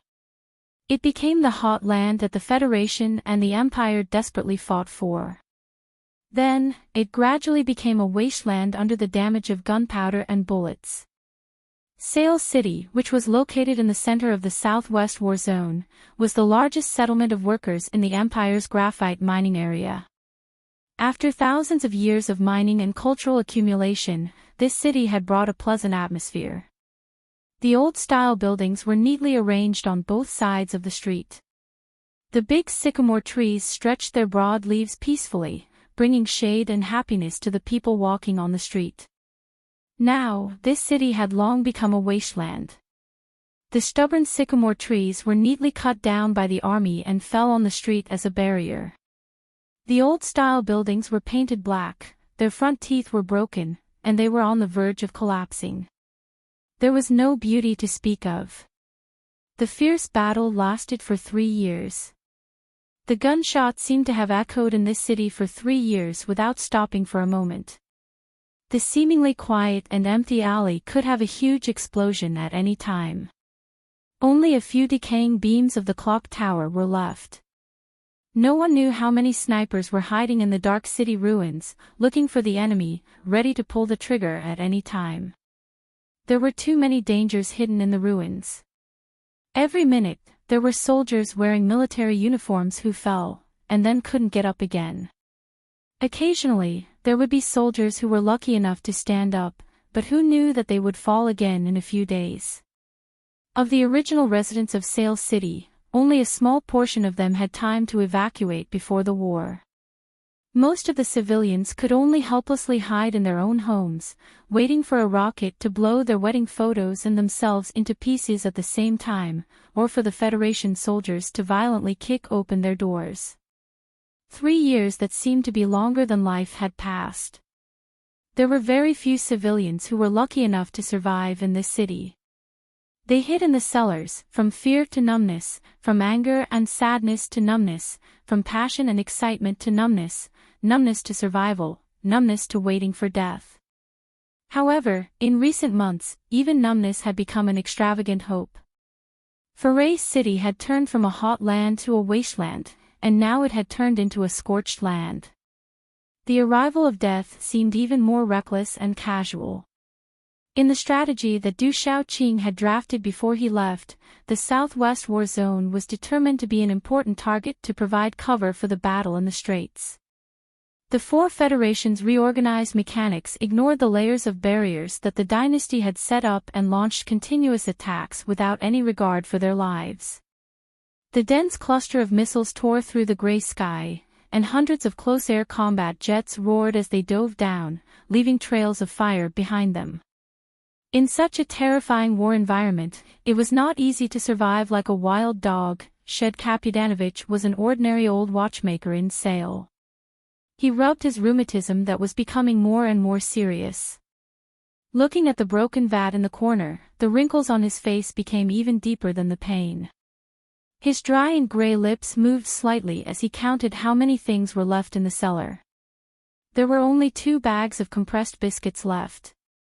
These were the spoils of war that the old watchmaker had risked his life to climb out of the cellar in the middle of the night and loot from a Federation soldier on the street last month. The oil lamp without a discharge was almost gone. The lamp hanging in the cellar was so dim that it seemed like it was about to cry. What was even more despairing was that the miniature circulating water filtration system in the corner that his son had spent a lot of money to buy before the war had finally stopped working after stubbornly holding on for 3 years. Azula, don't fix it. Come over to Grandpa. I have something to say to you. The old watchmaker looked at his granddaughter who was busying herself in front of the water table with a gaze full of love and said emotionally, after your father died, who would still be fiddling with such a high-class thing? Azula was 16 years old this year. She had a head of beautiful dark chestnut curly hair. Because of malnutrition, her eyes were a little sunken, but they made her look even more beautiful. She turned around and looked at the old watchmaker. Grandpa, what should we do? There haven't been any knocking sounds from the cellar over at old Tom's house for 3 months. The old watchmaker sighed and scratched his sparse hair. They probably aren't there anymore. Later at night, I'll go through the waterway and see if there's any water left in their water tank. The young girl Azula frowned and protested softly, Grandpa. That's too dangerous. Your leg isn't convenient. If anyone has to go, it should be me. How can I let a little girl take away an old man's job? The old watchmaker chuckled, took out a hunting rifle from the black cabinet behind him, and stood up with great difficulty. Grandpa, I'm already 16 years old. The young girl Azula pouted unhappily. The old watchmaker was slightly startled. He frowned deeply and said with uncontrollable sadness, Yes, my beautiful Azula, you've been with this old man in this dark place for 3 whole years. In order to survive in this ruined city, other than luck, one only needed to be strong, strong, and strong. So the old watchmaker did not allow himself to be immersed in the harmful emotions of sadness for too long. He took a deep breath to calm himself down, and then carefully checked the hunting rifle. After confirming that it was well maintained, he nodded in satisfaction. Azula, I've told you many times. Every time you leave the cellar, you have to fight. The old man looked at his granddaughter lovingly and gently stroked her slightly knotted dark chestnut curly hair. Some people in this city have surrendered to the enemy. Some are fighting, and some are waiting. I'm old, but sometimes I can still fight those invaders. But you're a girl. You should wait. The young girl Azula squatted in front of the old watchmaker and said with certainty, "Can't I do anything but wait? If I had a gun, I could kill a few Federation people. When you live to my age, you'll understand that everything in this world is trivial, including war. Happy people only need to do one thing." "What is it?" Azula opened her big, curious eyes. Her pupils were as beautiful as gemstones. The old watchmaker said with a tone of truth, "Live, as long as you live." At this moment, a few muffled sounds came from the broken iron sheet in the corner of the cellar. The old watchmaker's expression suddenly became nervous. Above the broken iron sheet was a ventilation pipe made of pig iron, and the sound from the ground could be heard clearly. The muffled sounds continued. The old watchmaker frowned and listened for a while. After confirming that it was gunfire, he asked in a low voice, "Is the door closed?" "No," Azula replied. The old watchmaker did not have time to scold the girl. He signaled for her to lock the iron door at the entrance of the cellar. Although the entrance was disguised, there was still a possibility that the soldiers on the ground would discover it. In the past 3 years, the grandfather and granddaughter had heard gunshots from the ground countless times. They had encountered such situations before, so the young girl Azula was not nervous. She lifted the stained hem of her dress and jumped to the door like a deer. Footsteps came from outside the door. The old watchmaker opened his mouth slightly, and a look of despair appeared on his face. He subconsciously lowered his head and pushed the magazine away, and then reached for the cold bullets beside him. The young girl Azula covered her mouth in horror to stop herself from screaming. She ran to the door, but before she could reach out, the heavy iron door was kicked open. The iron door hit the young girl's delicate body heavily, and she was knocked to the ground 2 meters away. Just like that, she fainted. Looking at the 2 Federation soldiers who rushed in, the old watchmaker howled in anger and despair. He wanted to raise his gun to protect his last home with his life. However, the watchmaker was really old. After 3 years of torment, his hands, which used to be able to repair the most delicate watch cores, were trembling and unstable. He couldn't press the bullet into the barrel for a long time. His keen eyesight, which he was most proud of, had long become muddy. He could only vaguely see the enemy's figure. The Federation soldier who rushed into the cellar pulled the trigger at the old man without hesitation. The bullet hit his chest and abdomen, leaving 3 horrifying bullet holes under his ribs. Blood flowed out continuously. The old watchmaker fell from the chair, but he did not stop breathing immediately. He panted and looked at the Federation soldiers. With the last of his strength, he begged in the most humble and desperate tone, "Please let my granddaughter go." The one who rushed into the cellar was a Federation captain and his orderly. In the previous fierce battle, the captain's unit was directly crushed into a bloody pulp by an Imperial mecha battalion. He saw the opportunity and quickly left the battle zone. He broke into this residential building behind the street and did not expect to luckily find a cellar. The Federation captain's military uniform was in tatters. He looked extremely haggard. Right now, his mood was also abnormally irritable. He looked at the old Imperial man who looked like a skinny dog on the ground and growled. "What did he say?" "I don't know," the orderly replied honestly. The captain spat on the ground and pulled the trigger again without hesitation. The bullet pierced through the shriveled body for the second time. It did not bring out much blood, but it directly brought death. In the Imperial Missouri Hua planet, Fail City, an ordinary old watchmaker named Shed Kabdanovich ended his life just like that in this dark cellar. The young girl Azula woke up. Her face was pale as she looked at the old man lying in a pool of blood. Her gem-like eyes suddenly lost all their luster. She was as ignorant as a stone. She knelt on the ground and crawled to the old man's side. She reached out her weak and trembling arms and gently hugged him. The Federation captain frowned at her. He reached out and grabbed the young girl's curly hair. He roughly pulled her up, then saw that pale and sorrowful but still tender face. The young girl stared at his face. The stone in her eyes began to burn. She stubbornly raised her head and then prepared to shout. She believed that there must be Imperial troops on the ground. The captain tried to cover her lips, but Azula bit him hard. The captain groaned and looked at his bleeding hand. He hit the girl hard on the ground like an injured wild dog.